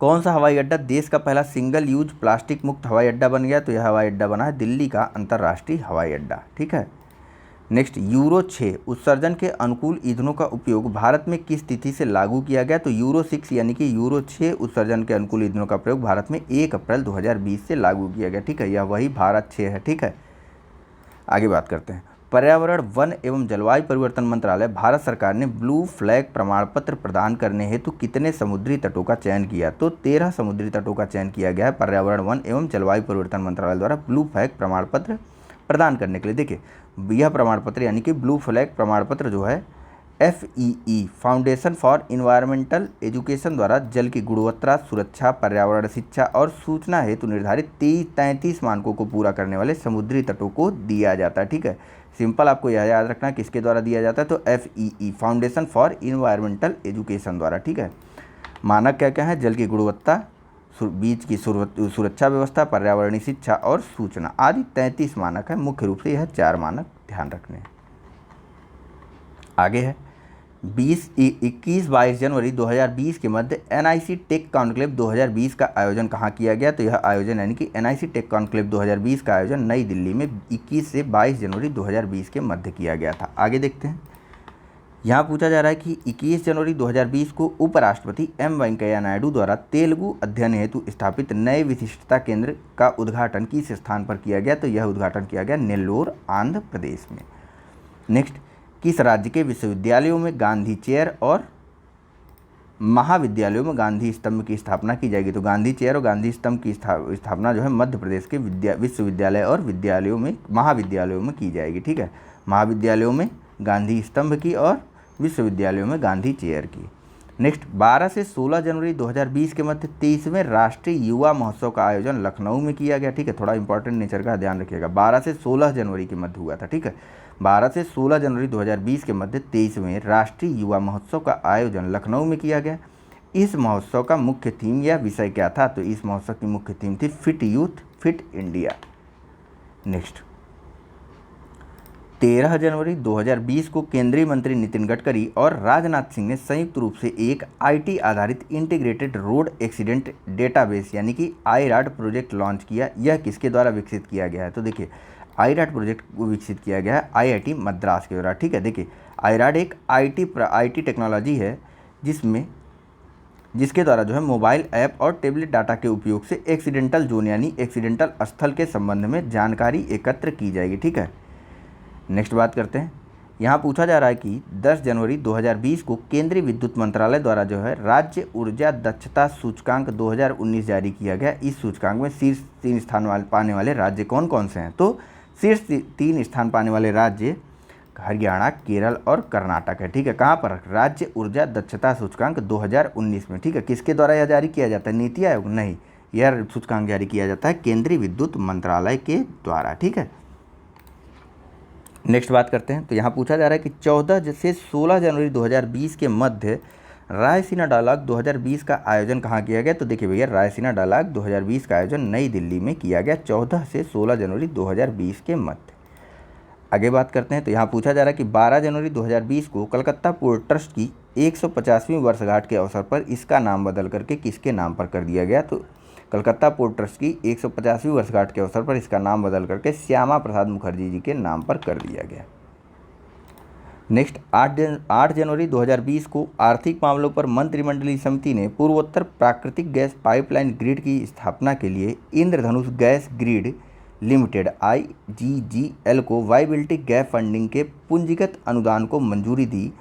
IGGL का गठन कब हुआ था? तो भैया IGGL का गठन हुआ था 10 अगस्त 2018 को। ठीक है, थोड़ा ध्यान दीजिएगा इसमें कुछ शब्द को, वायबिलिटी गैप फंडिंग के बारे में। ठीक है, ये PCS की परीक्षाओं और IAS की परीक्षाओं के लिए है वायबिलिटी गैप फंडिंग, यहाँ पर आपसे नहीं पूछा जाएगा। ठीक है, नेक्स्ट पूछा जा रहा है कि 6 जनवरी 2020 को किसने नई दिल्ली के तुगलकाबाद में द देहली साइकिल वॉक की आधारशिला रखी? तो यह आधारशिला रखी गई गृह मंत्री अमित शाह जी के द्वारा, द देहली साइकिल वॉक। ठीक है, 6 जनवरी 2020 को नई दिल्ली के तुगलकाबाद में। आगे बात करते हैं, यहाँ पूछा जा रहा है कि नागरिकता संशोधन अधिनियम 2019 किस अधिनियम को संशोधित करता है? तो नागरिकता संशोधन अधिनियम 2019 नागरिकता अधिनियम 1955 को संशोधित करता है। नेक्स्ट, 14 दिसंबर 2019 को प्रधानमंत्री नरेंद्र मोदी की अध्यक्षता में राष्ट्रीय गंगा परिषद की पहली बैठक कहाँ आयोजित की गई थी? तो भैया, राष्ट्रीय गंगा परिषद की पहली बैठक का आयोजन कानपुर उत्तर प्रदेश में 14 दिसंबर 2019 को प्रधानमंत्री नरेंद्र मोदी की अध्यक्षता में किया गया था। नेक्स्ट, दिसंबर 2019 में भारत ऑस्ट्रेलिया विदेश और रक्षा सचिवों के संवाद का 2+2 के तीसरे संस्करण का आयोजन कहाँ किया गया था? तो इंडिया और ऑस्ट्रेलिया 2+2 वार्ता के तीसरे संस्करण का आयोजन नई दिल्ली में किया गया। ठीक है, इसमें भारत के विदेश और रक्षा सचिव शामिल थे।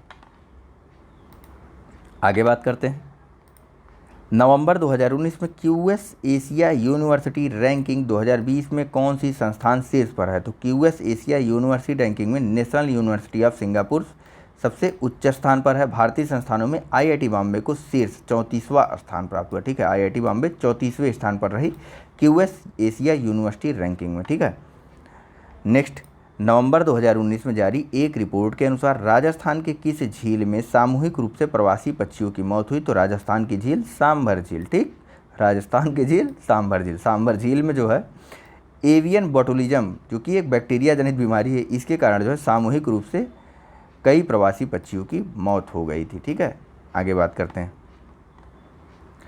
यहाँ पूछा जा रहा है कि अक्टूबर 2019 में जारी भारत में आकस्मिक मृत्यु एवं आत्महत्या रिपोर्ट के अनुसार आत्महत्या की सर्वाधिक घटनाओं वाले शीर्ष 5 राज्य कौन से हैं? तो शीर्ष 5 राज्य महाराष्ट्र, तमिलनाडु, पश्चिम बंगाल, कर्नाटक और मध्य प्रदेश। ठीक है, इन 5 राज्यों में क्रमशः महाराष्ट्र, तमिलनाडु, पश्चिम बंगाल, कर्नाटक और आंध्र प्रदेश। ठीक है, आत्महत्या की दर सबसे ज़्यादा है। ठीक है, नेक्स्ट, रिपोर्ट के अनुसार या इसी रिपोर्ट के अनुसार आप, ठीक है, भारत में आकस्मिक मृत्यु एवं आत्महत्या रिपोर्ट के अनुसार वर्ष 2016 के दौरान आत्महत्या की कुल 1,31,008 घटनाएं दर्ज की गई। वह वर्ष 2015 की तुलना में कितने प्रतिशत कम है? तो देखिए 2% की कमी दर्ज की गई। ठीक है, आत्महत्या होने में। नेक्स्ट, देश में घटित कुल आत्महत्या का कितने प्रतिशत उत्तर प्रदेश में दर्ज किया गया? तो देश में जितनी भी आत्महत्या हुई उसका 2.7% उत्तर प्रदेश में हुआ। नेक्स्ट, रिपोर्ट के अनुसार वर्ष 2016 में अखिल भारतीय स्तर पर गठित रिपोर्ट कौन सी? रिपोर्ट वही वाली याद आ रहा है, भारत में आकस्मिक मृत्यु एवं आत्महत्या रिपोर्ट। ठीक, इस रिपोर्ट के अनुसार वर्ष 2016 में अखिल भारतीय स्तर पर घटित आत्महत्याओं की दर कितने प्रतिशत रही? तो अखिल भारतीय स्तर पर आत्महत्याएं 10.3% की दर से घटित हो रही हैं। ठीक है, वर्ष 2016 में। नेक्स्ट, भारत वन स्थिति रिपोर्ट ISFR 2019 के अनुसार देश में कुल वन और वृक्षारोपण दोनों की बात की जा रही, फॉरेस्ट एंड ट्री कवर कुल भौगोलिक क्षेत्र का कितने प्रतिशत है? तो देखिए यह क्षेत्र प्रतिशत है 24.56%, यानी कि 8,07,276 वर्ग किलोमीटर कुल। ठीक है, 8,07,276 वर्ग किलोमीटर कुल विस्तार है। ठीक है, जो कि परसेंट में कितना है? 24.56। वन और वृक्षारोपण दोनों का कवरेज। नेक्स्ट, वर्ष 2019 में जारी ISFR रिपोर्ट 2019 के अनुसार वर्ष 2017 की तुलना में वर्ष 2019 में वन और वृक्षारोपण की स्थिति में कितने प्रतिशत की वृद्धि हुई? तो कुल वृद्धि हुई थी 0.65% की, और काउंटिंग में बात करें तो 5188 वर्ग किलोमीटर की कुल वृद्धि हुई वन और वृक्षारोपण में, ठीक है, 2017 की तुलना में 2019 में। नेक्स्ट, वर्तमान में देश में कुल वनावरण 7,12,249 वर्ग किलोमीटर है। यह कुल भौगोलिक क्षेत्र का कितने प्रतिशत है? तो भैया यह 7,12,249 किलोमीटर जो कि कुल वनावरण है, यह भारत के कुल भौगोलिक क्षेत्र का 21.67% है, ठीक है। दोनों में से कोई एक याद कर लीजिए, या तो इसे या तो इसे, और दोनों को याद कर लीजिए। और आपसे अगर पूछा जाए कि वृक्षावरण कितने प्रतिशत है, यानी ट्री कवर कितना है, तो इसमें से यानी कि 24.56 में से 21.67 घटा दीजिए, आपको पता चल जाएगा। नेक्स्ट, ISFR 2019 के अनुसार किस राज्य के वनावरण में सर्वाधिक वृद्धि हुई है? तो ISFR 2019 के अनुसार कर्नाटक राज्य में सर्वाधिक वृद्धि हुई है 1025 वर्ग किलोमीटर की। चलिए चलते हैं अगले प्रश्न पर। यहाँ पूछा जा रहा है कि ISFR 2019 के अनुसार क्षेत्रफल की दृष्टि से सर्वाधिक वनावरण वाले 5 राज्य कौन कौन से हैं? तो भैया ISFR 2019 के अनुसार क्षेत्रफल की दृष्टि से 5 सबसे बड़े राज्य हैं मध्य प्रदेश, अरुणाचल प्रदेश, छत्तीसगढ़, उड़ीसा और महाराष्ट्र। कहने का अर्थ यह है कि इन राज्यों में वन का प्रतिशत सबसे ज़्यादा है, ठीक है, मध्य प्रदेश, अरुणाचल प्रदेश, छत्तीसगढ़, उड़ीसा और महाराष्ट्र, ठीक, क्षेत्रफल के अनुसार। अब नेक्स्ट, ISFR 2019 के अनुसार सर्वाधिक वनावरण प्रतिशत वाले 5 राज्यों की बात की जा रही है, ठीक है। तो पूछा जा रहा है यहाँ पे कि कौन से वे राज्य हैं जहाँ पर सर्वाधिक वनावरण प्रतिशत है, ठीक। 5 राज्य बताने हैं, तो 5 राज्य हैं मिजोरम 85.41%, अरुणाचल प्रदेश, यहाँ का कुल परसेंटेज है वनावरण का 79.63%, मेघालय में कुल प्रतिशत है 76.33%, मणिपुर में है 75.46% तथा नागालैंड में है 75.31%, ठीक है। फिर से जान लीजिए, देखिए सर्वाधिक वनावरण प्रतिशत वाले 5 राज्य हैं मिजोरम, अरुणाचल प्रदेश, मेघालय, मणिपुर और नागालैंड क्रमशः, ठीक है। केंद्र शासित प्रदेशों को यहाँ पर नहीं काउंट किया गया है, ठीक। नेक्स्ट बताइए, यहाँ पूछा जा रहा है कि ISFR 2019 के अनुसार उत्तर प्रदेश में कुल वनावरण कितने वर्ग किलोमीटर है? तो उत्तर प्रदेश में कुल वनावरण है 14,806 वर्ग किलोमीटर, यानी कि कुल भौगोलिक क्षेत्र का 6.15% उत्तर प्रदेश में वनावरण है, ठीक। कितना कम है कि नहीं। नेक्स्ट बताइए, विश्व का वह कौन सा पहला देश जिसने दिसंबर 2019 में भारतीय औषधि कोष यानी कि द इंडियन फार्माकोपिया IP को मान्यता प्रदान की? तो IP को मान्यता प्रदान करने वाला विश्व का पहला देश अफगानिस्तान है। नेक्स्ट, दिसंबर 2019 में 19-20 दिसंबर 2019 के मध्य प्रधानमंत्री एंटोनियो कोस्टा भारत की यात्रा पर रहे, वह किस देश के प्रधानमंत्री? तो एंटोनियो कोस्टा जो है वह पुर्तगाल के प्रधानमंत्री है। 19 से 20 दिसंबर 2020 के मध्य भारत की यात्रा पर भी आए थे। आगे बात करते हैं, यहाँ पूछा जा रहा है कि दिसंबर 2019 में विश्व स्वास्थ्य संगठन यानी WHO द्वारा जारी रिपोर्ट के अनुसार हैजा के मामलों में वर्ष 2018 की तुलना में वर्ष 2019 में कितने प्रतिशत की कमी दर्ज की गई? तो भैया हैजा के मामले में 60% की कमी दर्ज की गई 2018 की तुलना में 2019 में, ठीक है। सर्वाधिक हैजा के मामले कहाँ पाए गए हैं? सर्वाधिक हैजा के मामले पाए गए हैं यमन में, ठीक है। चलिए बात करते हैं नेक्स्ट प्रश्न की। तो यहाँ पूछा जा रहा है कि नागरिकता संशोधन अधिनियम 2019 के विरुद्ध प्रस्ताव पारित करने वाला देश का पहला राज्य कौन सा है? तो CAA के विरुद्ध प्रस्ताव पारित करने वाला देश का पहला राज्य है केरल, ठीक।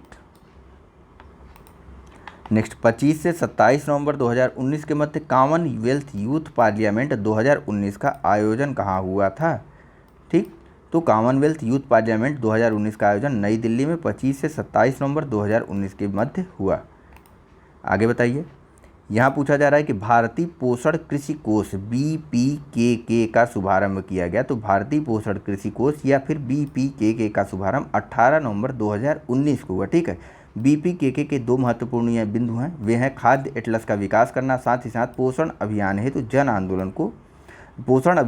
जन आंदोलन के लिए चुनौतीपूर्ण कार्यों का दस्तावेजीकरण करना, ठीक है, गजट बनाना या फिर दस्तावेज बनाना। चलिए नेक्स्ट देखते हैं। तो यहाँ पूछा जा रहा है कि हाल ही में उत्तर प्रदेश में किस जिले में राज्य का पहला गिद्ध संरक्षण एवं प्रजनन केंद्र स्थापित करने का निर्णय लिया गया है? तो देखिए, उत्तर प्रदेश के महाराजगंज जिले में उत्तर प्रदेश का पहला गिद्ध संरक्षण एवं प्रजनन केंद्र स्थापित किया जा रहा है, ठीक है। नेक्स्ट बताइए, तो यहाँ पूछा जा रहा है कि नवंबर 2019 में open doors report on international education exchange 2019 के अनुसार वर्ष 2018-19 में अमेरिका जाने वाले छात्रों की संख्या में चीन के बाद किस देश का स्थान है? तो देखिए, अमेरिका जाने वाले छात्रों की संख्या में चीन के बाद भारत का स्थान है। इस रिपोर्ट को भले ना याद रखिए, लेकिन इस तथ्य को जरूर याद रखिए कि अमेरिका में जो है चीन के बाद भारत से सर्वाधिक छात्र जाते हैं पढ़ने के लिए। ठीक, नेक्स्ट बताइए, यहाँ पूछा जा रहा है कि 15 से 17 नवंबर 2019 के मध्य 12वां अर्बन मोबिलिटी इंडिया कॉन्फ्रेंस, ठीक है, 12वां urban mobility India conference and expo 2019 का आयोजन लखनऊ उत्तर प्रदेश में होता है 15 से 17 नवंबर 2019 के मध्य। नेक्स्ट 26 से 28 नवंबर 2019 के मध्य बेंगलुरु में आयोजित ग्लोबल एग्जीबिशन ऑन सर्विसेज 2019 में पार्टनर स्टेट कौन सा था? तो यह पार्टनर स्टेट था उत्तर प्रदेश। ठीक है, ग्लोबल एग्जीबिशन ऑन सर्विसेज 2019 का पार्टनर स्टेट था उत्तर प्रदेश और यह आयोजित किया गया था बेंगलुरु में 26 से 28 नवंबर 2019 के मध्य।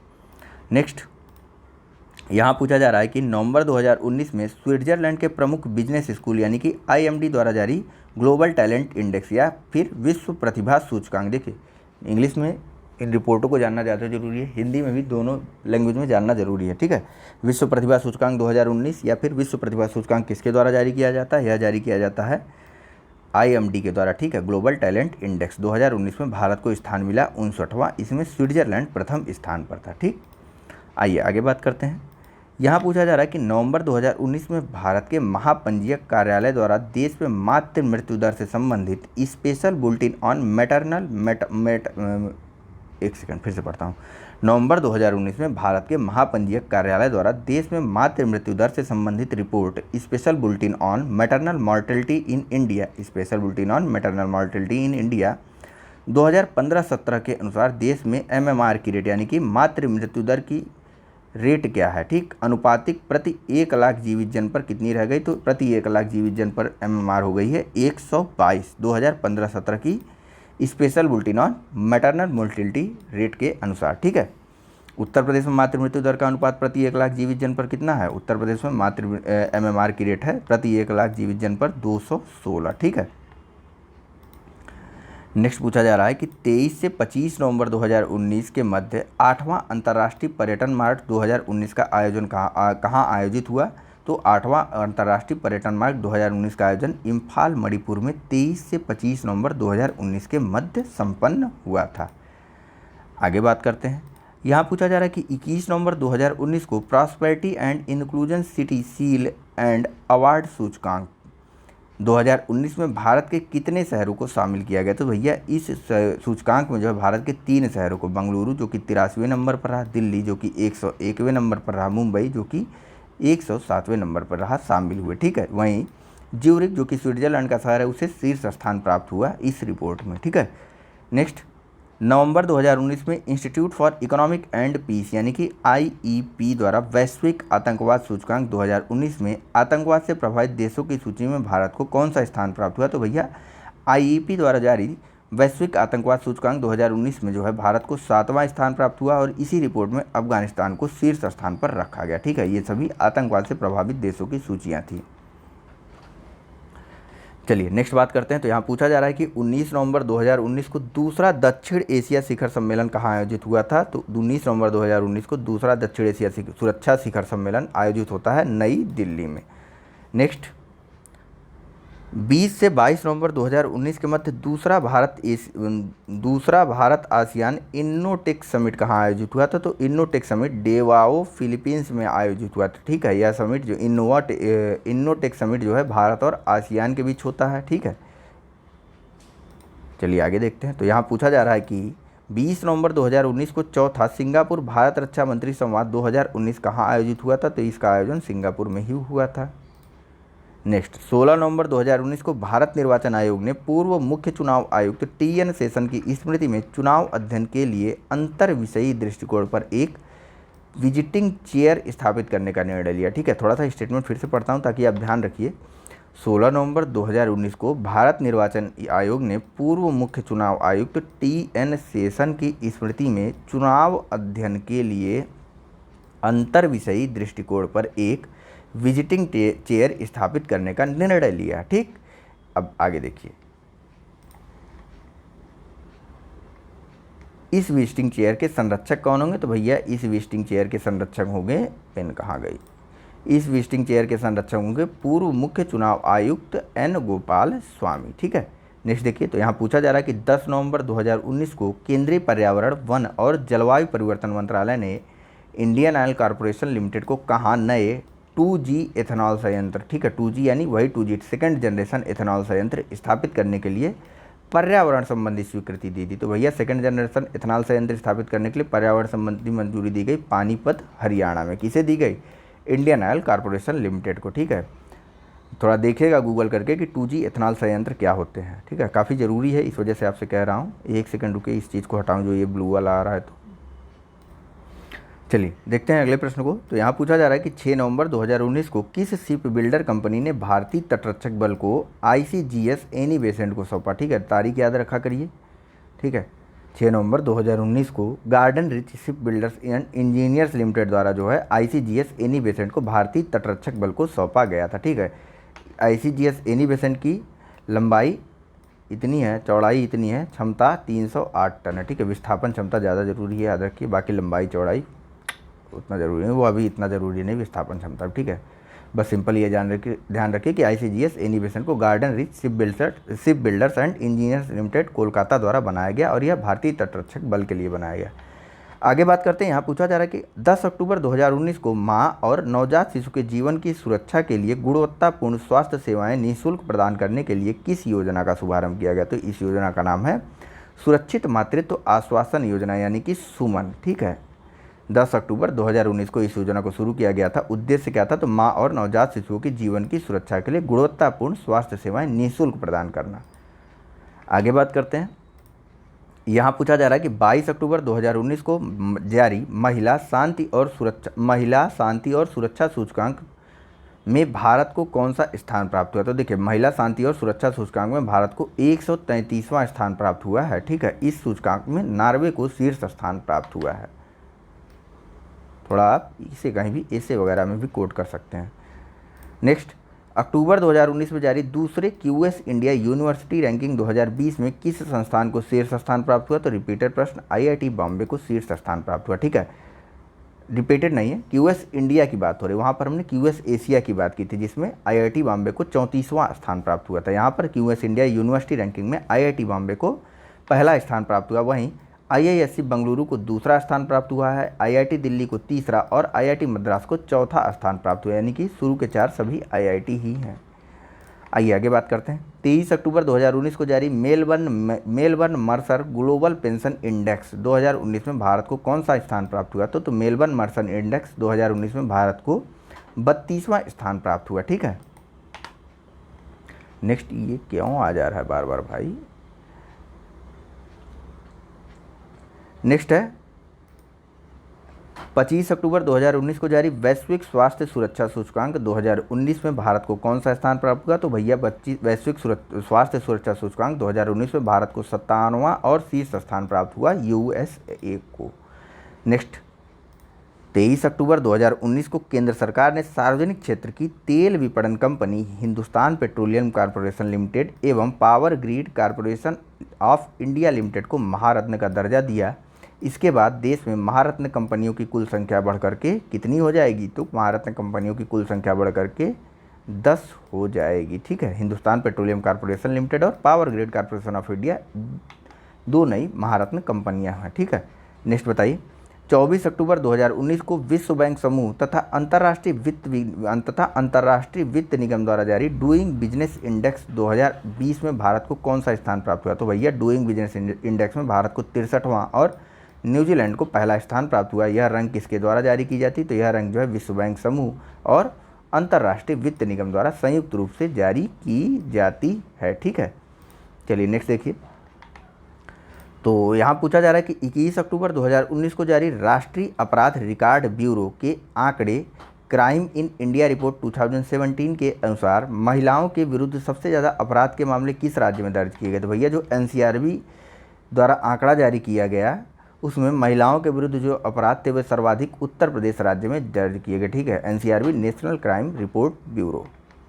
ठीक है, नेक्स्ट बताइए, यहाँ पूछा जा रहा है कि 17 अक्टूबर 2019 को नीति आयोग द्वारा जारी पहले भारत नवाचार सूचकांक 2019 में प्रमुख राज्यों की श्रेणी में किस राज्य को शीर्ष स्थान प्राप्त हुआ। देखिए, सबसे पहले किसी भी रिपोर्ट के बारे में जानने से पहले यह चीज़ जानिए, वह रिपोर्ट किसके बारे में किसके द्वारा जारी की जाती, तो राज्य नीति आयोग के द्वारा जारी की गई यह रिपोर्ट का नाम भारत नवाचार सूचकांक, ठीक है, इंडिया इनोवेशन रिपोर्ट, ठीक है, इंडिया इनोवेशन इंडेक्स रिपोर्ट नहीं, इंडिया इनोवेशन इंडेक्स या भारत नवाचार सूचकांक 2019 में प्रमुख राज्यों की श्रेणी में किस राज्य को शीर्ष स्थान प्राप्त हुआ, तो यह स्थान प्राप्त हुआ कर्नाटक को।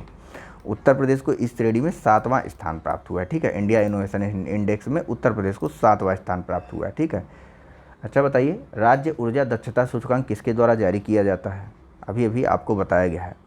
नेक्स्ट, 6 नवंबर 2019 को केंद्रीय मंत्रिमंडल ने रियल एस्टेट सेक्टर को पुनर्जीवित करने तथा रुकी हुई आवासीय परियोजनाओं को वित्त पोषण प्रदान करने हेतु कितने राशि की एक विशेष फंड की स्थापना को मंजूरी प्रदान की, तो यह राशि है 25,000 करोड़ रुपए की, ठीक है। रियल एस्टेट सेक्टर को पुनर्जीवित करने के लिए केंद्रीय मंत्रिमंडल द्वारा मंजूरी प्रदान की गई या फंड बनाया गया 25,000 करोड़ रुपए का, ठीक है। नेक्स्ट, नवंबर 2019 में किस वैश्विक संस्थान द्वारा जलवायु परिवर्तन के खतरों से निपटने हेतु भारत को $43 मिलियन दिए जाने की घोषणा की गई, तो संयुक्त राष्ट्र विकास कार्यक्रम यानी कि UNDP द्वारा जो है भारत को $43 मिलियन दिए जाने की घोषणा की गई जलवायु परिवर्तन के खतरों से निपटने के लिए, ठीक है। चलिए आगे देखते हैं। तो यहाँ पूछा जा रहा है कि 5 नवंबर 2019 को केंद्रीय ग्रामीण विकास, कृषि और किसान कल्याण मंत्री कृषि एवं किसान कल्याण एवं पंचायती राज्य मंत्री नरेंद्र सिंह तोमर ने बंजर भूमि एटलस 2019 का 5वां संस्करण जारी किया 5 नवंबर 2019 को, ठीक है। इसके अनुसार किस राज्य में बंजर भूमि में सर्वाधिक सकारात्मक बदलाव आया, तो बंजर भूमि में सर्वाधिक सकारात्मक बदलाव राजस्थान राज्य में आया, ठीक है। देखिए, इस एटलस के अनुसार यानी कि बंजर भूमि एटलस 2019 के 5वें संस्करण के अनुसार जो 2008-9 में बंजर भूमि थी 56.60 मिलियन हेक्टेयर या फिर देश के कुल भौगोलिक क्षेत्र का 17.21%, वह अब कम होकर के 2015-16 में 55.76 मिलियन हेक्टेयर हो गई है तथा देश के कुल भौगोलिक क्षेत्रफल का 16.96% भाग हो गई है, ठीक है। थोड़ा इंपॉर्टेंट है, याद रखिएगा। आगे बात की जाती है कि अक्टूबर 2019 में विश्व आर्थिक मंच द्वारा यानी कि वर्ल्ड इकोनॉमिक फोरम WEF, ठीक है, वर्ल्ड इकोनॉमिक फोरम द्वारा वैश्विक प्रतिस्पर्धा रिपोर्ट 2019 जारी की गई। रिपोर्ट में वैश्विक प्रतिस्पर्धा सूचकांक में भारत को कौन सा स्थान प्राप्त हुआ, तो भैया वैश्विक प्रतिस्पर्धा सूचकांक इंडेक्स में या रिपोर्ट में भारत को 68वां स्थान प्राप्त हुआ और शीर्ष स्थान प्राप्त हुआ है सिंगापुर को, ठीक है। नेक्स्ट, 11 से 12 अक्टूबर 2019 के मध्य चीन के राष्ट्रपति शी जिनपिंग भारत की यात्रा पर हैं, ठीक है। यह डेट भी याद रखिए, थोड़ा सा इंडिया चाइना का विवाद चल रहा है, यह तो इंपॉर्टेंट है ही, ठीक है। इंडिया चाइना का थोड़ा सा विवाद चल रहा है तो ध्यान रखिए। 11 से 12 अक्टूबर 2019 को भारत और चीन के बीच एक अनौपचारिक समिट आयोजित हुई थी, जिसे कहाँ पर हुई थी, तो यह आयोजित हुई थी महाबलीपुरम या मामल्लपुरम तमिलनाडु में, ठीक है। यहाँ पर नरेंद्र मोदी और शी जिनपिंग की मुलाकात हुई थी। इसे जो है चेन्नई स्पिरिट भी कहा जाता है, ठीक है। नेक्स्ट, वर्ष 2019 में राष्ट्रीय डाक सप्ताह का आयोजन कब किया गया था, तो राष्ट्रीय डाक सप्ताह का आयोजन 9 से 15 अक्टूबर 2019 के मध्य किया गया था, ठीक है। नेक्स्ट, 25 सितंबर 2019 को उत्तर प्रदेश सरकार द्वारा 3 तलाक से पीड़ित महिलाओं को न्याय न प्राप्त होने तक प्रति माह कितनी राशि दिए जाने की घोषणा की गई, तो यह राशि है 500 रुपये प्रति माह, ठीक। आगे देखिए, खेल मंत्रालय भारत सरकार के अनुसार वर्ष 2024 एवं 2028 में होने वाले ओलंपिक खेलों की तैयारी हेतु एथलीटों के लिए 20 राष्ट्रीय उत्कृष्टता केंद्रों की स्थापना की जाएगी। इन राष्ट्रीय उत्कृष्टता केंद्रों की स्थापना किसके द्वारा की जाएगी, तो राष्ट्रीय उत्कृष्टता केंद्रों की स्थापना की जाएगी साई के द्वारा यानी कि स्पोर्ट अथॉरिटी ऑफ इंडिया या फिर भारतीय खेल प्राधिकरण के द्वारा जो है राष्ट्रीय उत्कृष्टता केंद्रों की 20 राष्ट्रीय उत्कृष्टता केंद्रों की स्थापना की जाएगी 2020 और 2028 में होने वाले ओलंपिक खेलों की तैयारी करने के लिए, ठीक है, या फिर 2024 और 28 में एथलीटों को तैयार करने के लिए। चलिए आगे देखते हैं। तो यहाँ पूछा जा रहा है कि वर्ष 2015 में भारत और अमेरिका द्वारा संयुक्त रूप से स्थापित पेस सेटर फंड, ठीक है, इस फंड का नाम याद रखिए, किसके द्वारा स्थापित किया गया, इनका नाम याद रखिए, भारत और अमेरिका द्वारा, ठीक है। पेस सेटर फंड कार्यक्रम के तहत पुरस्कृत 4 परियोजनाएं कौन कौन सी हैं, तो उन 4 परियोजनाओं के नाम आपको भले ना याद रहे, ठीक। Society for economic and Social Studies नई Delhi, customise energy solution India private limited Pune, the energy and resource institute नई दिल्ली तथा Raghavendra Suntech System Private Limited Bengaluru को जो है पेस सेटर फंड कार्यक्रम के द्वारा पुरस्कृत किया गया। ठीक है। नेक्स्ट, एनटीपीसी द्वारा कहाँ पर 5 गीगावाट क्षमता के सौर पार्क को स्थापित करने की योजना है? तो एनटीपीसी द्वारा जो है गुजरात राज्य में 5 गीगावाट के सौर पार्क की स्थापित करने की योजना बनाई जा रही। ठीक है। नेक्स्ट है, सितंबर 2019 में किस फिल्म को 92 में ऑस्कर पुरस्कार 2020 में सर्वश्रेष्ठ अंतर्राष्ट्रीय फिल्म की श्रेणी में भारत की आधिकारिक प्रविष्टि हेतु चयनित किया गया था? तो भारत की अंतर्राष्ट्रीय प्रविष्टि थी गली बॉय 52वें ऑस्कर पुरस्कार की अंतर्राष्ट्रीय फिल्म की श्रेणी के लिए, लेकिन वह विजेता नहीं बनी थी। ठीक है। इस अंतर्राष्ट्रीय फिल्म श्रेणी के पुरस्कार की विजेता बनती दक्षिण कोरियाई फिल्म पैरासाइट। ठीक है, जिसका निर्देशन बोंग जून के द्वारा किया गया था। ठीक।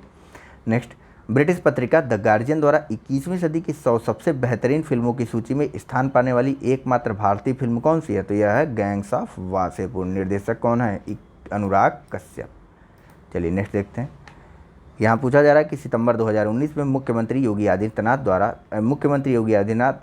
तथा केंद्रीय पेट्रोलियम एवं प्राकृतिक गैस मंत्री धर्मेंद्र प्रधान द्वारा उत्तर प्रदेश के किस शहर में बायोफ्यूल प्लांट तथा गैस बॉटलिंग प्लांट का उद्घाटन किया गया? तो भैया बायोफ्यूल प्लांट और गैस बॉटलिंग प्लांट का उद्घाटन किया गया गोरखपुर में केंद्रीय पेट्रोलियम एवं प्राकृतिक गैस मंत्री धर्मेंद्र प्रधान तथा उत्तर प्रदेश के मुख्यमंत्री योगी आदित्यनाथ जी के द्वारा। ठीक है। नेक्स्ट बताइए, सितंबर 2019 में डाक विभाग द्वारा 6 नए देशों के बीच अंतर्राष्ट्रीय स्पीड पोस्ट सेवा शुरू करने की यानी कि ईएमएस सेवा शुरू करने की घोषणा की गई। ये 6 नए देश कौन कौन से हैं? तो भैया 6 नए देश जहां पर ईएमएस सेवा भारतीय डाक विभाग द्वारा शुरू की जा रही वे हैं बोस्निया और Herzegovina, Brazil, Ecuador, Kazakhstan, Lithuania और उत्तरी मैसेडोनिया। ठीक है। इन सभी को आप थोड़ा सा मैप में देख लीजिएगा। चलिए आगे बात करते हैं। सितंबर 2019 में किस राज्य सरकार ने वर्ष 2020 को आर्टिफिशियल इंटेलिजेंस वर्ष घोषित किया है? तो तेलंगाना सरकार द्वारा जो है 2020 को आर्टिफिशियल इंटेलिजेंस वर्ष घोषित किया गया है। नेक्स्ट, 30 अगस्त से 1 सितंबर 2019 के मध्य समुद्री उत्पादों का एक्सपो एक्वा एक्वेरियम 2019 कहाँ आयोजित किया गया था? तो समुद्री उत्पादों का एक्सपो एक्वा एक्वेरियम भारत 2019 का आयोजन हैदराबाद आंध्र प्रदेश में 30 अगस्त से लेकर के 1 सितंबर 2019 के मध्य हुआ था। आइए आगे देखते हैं।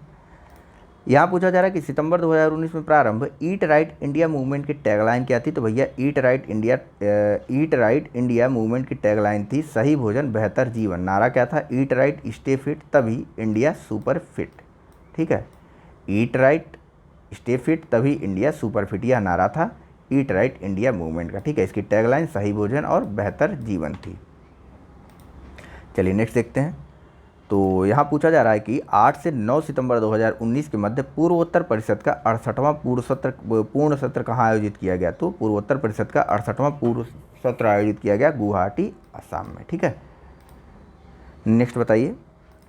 यहाँ पूछा जा रहा है कि 10 सितंबर 2019 को 8वां एशियाई मंत्रिस्तरीय ऊर्जा गोलमेज बैठक का आयोजन कहाँ हुआ था? यह आयोजन हुआ था अबू धाबी संयुक्त अरब अमीरात में 10 सितंबर 2019 को 8वां एशियाई मंत्रिस्तरीय ऊर्जा गोलमेज बैठक। ठीक है। नेक्स्ट है, भारत का दूसरा मल्टी मॉडल टर्मिनल किस नदी पर निर्मित किया गया है? तो भारत का दूसरा मल्टी मॉडल टर्मिनल गंगा नदी पर साहिबगंज झारखंड में विकसित किया गया। ठीक है। पहला मल्टी मॉडल टर्मिनल भी गंगा नदी पर भी विकसित किया गया है। ठीक है। कहाँ पर? वाराणसी में। ठीक। वर्ष 2018 में उसको विकसित किया गया था। आगे बताइए। सितंबर 2019 में नाइट फ्रैंक द्वारा जारी को लिविंग इंडेक्स कौन जारी करता है? Knight Frank. ठीक है। को लिविंग इंडेक्स एशिया प्रशांत क्षेत्र के 20 शहरों में भारत का कौन सा शहर शीर्ष पर है? तो भारत का मुंबई शहर 5वें स्थान पर है इस को लिविंग इंडेक्स में, नई दिल्ली 11वें स्थान पर और बेंगलुरु 19वें स्थान पर है। ठीक है। और शीर्ष स्थान किसे प्राप्त है को लिविंग इंडेक्स में? तो शीर्ष स्थान प्राप्त है बीजिंग शहर को। चलिए नेक्स्ट देखते हैं। यहाँ पूछा जा रहा है कि सितंबर 2019 में मानव संसाधन विकास मंत्रालय भारत सरकार द्वारा पंडित दीनदयाल उपाध्याय शिक्षक ट्रेनिंग मिशन के तहत लीप 2019 और अर्पित 2019 लॉन्च किया गया। ठीक है। किसके द्वारा? मानव संसाधन विकास मंत्रालय द्वारा। किस योजना के तहत? तो पंडित दीनदयाल उपाध्याय शिक्षक ट्रेनिंग मिशन के तहत। ठीक। किसका? लीप 2019 और अर्पित 2019 को लॉन्च किया गया। तो इनका पूरा नाम पूछा जा रहा है। तो पूरा नाम है, लीप का पूरा नाम है leadership for the academician programme और अर्पित का पूरा नाम है annual refresher programme in teaching. चलिए आगे देखते हैं। तो यहाँ पूछा जा रहा है कि सितंबर 2019 में कर्नाटक के मुख्यमंत्री BS येदियुरप्पा ने हैदराबाद कर्नाटक क्षेत्र का नाम परिवर्तित करके किस अन्य नाम की घोषणा की? तो अब हैदराबाद कर्नाटक क्षेत्र का नाम हो गया है कल्याण कर्नाटक। ठीक है, चलिए आगे बात करते हैं। यहाँ पूछा जा रहा है कि अगस्त 2019 में भारत सरकार द्वारा समुद्री ऊर्जा को नवीकरणीय ऊर्जा घोषित करने से संबंधित प्रस्ताव को मंजूरी प्रदान की गई। ठीक है, देखिए कब प्रदान की गई? अगस्त 2019 में। ठीक है, किसे? समुद्री ऊर्जा को नवीकरणीय ऊर्जा घोषित करने संबंधी प्रस्ताव को मंजूरी प्रदान कर दी गई भारत सरकार के द्वारा। तो पूछा जा रहा है कि भारत में समुद्री ऊर्जा की कुल क्षमता लगभग कितनी है? तो भारत में समुद्री ऊर्जा की कुल क्षमता लगभग 12,455 मेगावाट है। ठीक है, नेक्स्ट बताइए। 29 से 30 अगस्त 2019 के मध्य लेह में 26वें लद्दाखी किसान जवान विज्ञान मेले का आयोजन किस राष्ट्रीय संस्था के द्वारा किया गया? तो लद्दाखी किसान जवान विज्ञान मेले का आयोजन किया गया था उच्च उन्नतांश अनुसंधान रक्षा संस्थान DIHAR के द्वारा। ठीक है, नेक्स्ट बताइए। यहाँ पूछा जा रहा है कि 9 सितंबर 2019 को केंद्रीय कृषि एवं किसान कल्याण मंत्रालय द्वारा पराली प्रबंधन पर राष्ट्रीय किसान सम्मेलन का आयोजन किया गया था। कहाँ पर? नई दिल्ली पर। ठीक है, कब? 9 सितंबर 2019 को। ठीक, पराली क्या होती है? वो जो आग में जलाई जाती है। ठीक है, फसलों के बचे हुए अवशेष को पराली कहा जाता है। सिंपल और सीधी भाषा इसकी यह है। नेक्स्ट भाषा कह रहा हूँ, परिभाषा है कि नहीं। नेक्स्ट है 11 सितंबर 2019 को प्रधानमंत्री नरेंद्र मोदी द्वारा राष्ट्रीय पशु रोग नियंत्रण कार्यक्रम का शुभारंभ किया गया। ठीक है, और कहाँ किया गया? तो यह शुभारंभ किया गया मथुरा उत्तर प्रदेश में। ठीक है, थोड़ी इंपॉर्टेंट हो जाती है। 11 सितंबर 2019 को ठीक राष्ट्रीय पशु रोग नियंत्रण कार्यक्रम का शुभारंभ मथुरा उत्तर प्रदेश में प्रधानमंत्री नरेंद्र मोदी जी के द्वारा किया गया था। चलिए आगे बताइए। तो यहाँ पूछा जा रहा है कि 14 से 16 अगस्त 2019 के मध्य जलवायु परिवर्तन पर बेसिक देशों की 28वीं मंत्रिस्तरीय बैठक कहाँ आयोजित की गई? तो भैया बेसिक देशों की 28वीं मंत्रिस्तरीय बैठक का आयोजन साओ पाउलो ब्राज़ील में आयोजित हुई थी 14 से 16 अगस्त 2019 के मध्य। ठीक है, बेसिक किससे संबंधित है? जलवायु परिवर्तन से। वहीं बेसिल जो है वह बैंकों से संबंधित है। ठीक है, नेक्स्ट बताइए। सड़क परिवहन और राजमार्ग मंत्रालय भारत सरकार द्वारा किस तिथि से डिजिटल पेमेंट प्रणाली फास्टैग को अनिवार्य कर दिया गया? तो फास्टैग को भारत सरकार द्वारा 1 दिसंबर 2019 से अनिवार्य कर दिया गया। यदि नहीं जानते फास्टैग क्या है तो थोड़ा सा इस पर सर्च जरूर कीजिए। नेक्स्ट, और इस प्रश्नोत्तर सीरीज का यह अंतिम प्रश्न है। ठीक है, अभी यह वीडियो खत्म नहीं हुई। वीडियो के नेक्स्ट पार्ट में या फिर वीडियो के अब इस पार्ट के बाद हम बात करेंगे किसके बारे में? डिस्क्रिप्टिव चीज़ों के बारे में बात करेंगे। देखिए, दोनों के साथ अंत तक बने रहना आपका बहुत ज़रूरी है इस पूरी बुक को ख़त्म करने के लिए या कवर करने के लिए। तो बताइए, 29 जुलाई 2019 को अंतर्राष्ट्रीय बाघ दिवस के अवसर पर प्रधानमंत्री नरेंद्र मोदी ने बाघों के अखिल भारतीय अनुमान 2018 के चौथे चक्र के परिणाम जारी किए। इसके अनुसार वर्ष 2018 में बाघों की संख्या बढ़कर कितनी हो गई? तो भैया बाघों की संख्या वर्ष 2018 में बढ़कर के 2967 हो गई। देखिए, इस रिपोर्ट के अनुसार बाघों की सर्वाधिक संख्या के मामले में मध्य प्रदेश शीर्ष स्थान पर है, कर्नाटक दूसरे स्थान पर और तीसरे स्थान पर उत्तराखंड है। ठीक है, चलिए चलते हैं नेक्स्ट पार्ट की तरफ अपने वीडियो के। ठीक है, यहाँ से अंतर्राष्ट्रीय परिदृश्य का क्वेश्चन आंसर का फॉर्मेट शुरू होता है। नेक्स्ट पार्ट के बारे में बात करते हैं। देख लेता हूँ पहले वीडियो का ड्यूरेशन कितना है। अगर ज़्यादा ड्यूरेशन हो रहा है तो उसे दूसरा वीडियो ही बना करके दे देता हूँ आपको। देखिए, डिस्क्रिप्टिव करंट की शुरुआत तो की गई है राष्ट्रीय शिक्षा नीति 2020 के माध्यम से, लेकिन हालांकि हमारा लेक्चर में देख रहा हूँ टाइम मैंने ध्यान नहीं दिया था, वह काफ़ी लंबा हो गया था। तो हम क्या करेंगे, ऐसा करते हैं हम लोग डिस्क्रिप्टिव करंट की एक अलग पार्ट से वीडियो बनाते हैं और क्वेश्चन आंसर फॉर्मेट की एक अलग से वीडियो बनाते हैं। ठीक है, और दोनों वीडियो आपको सेम डे पे ही मिलेगी, निश्चिंत रहिए, थोड़ा थोड़ा गैप करके मिल जाएगी। ठीक है, तो चलिए अब तक हमारे साथ बने रहने के लिए आप सभी का बहुत बहुत धन्यवाद। Thank you very much for discussion. और जाने से पहले एक बार सब्सक्राइब और लाइक करना मत भूलिएगा। चलिए, thank you very much for discussion.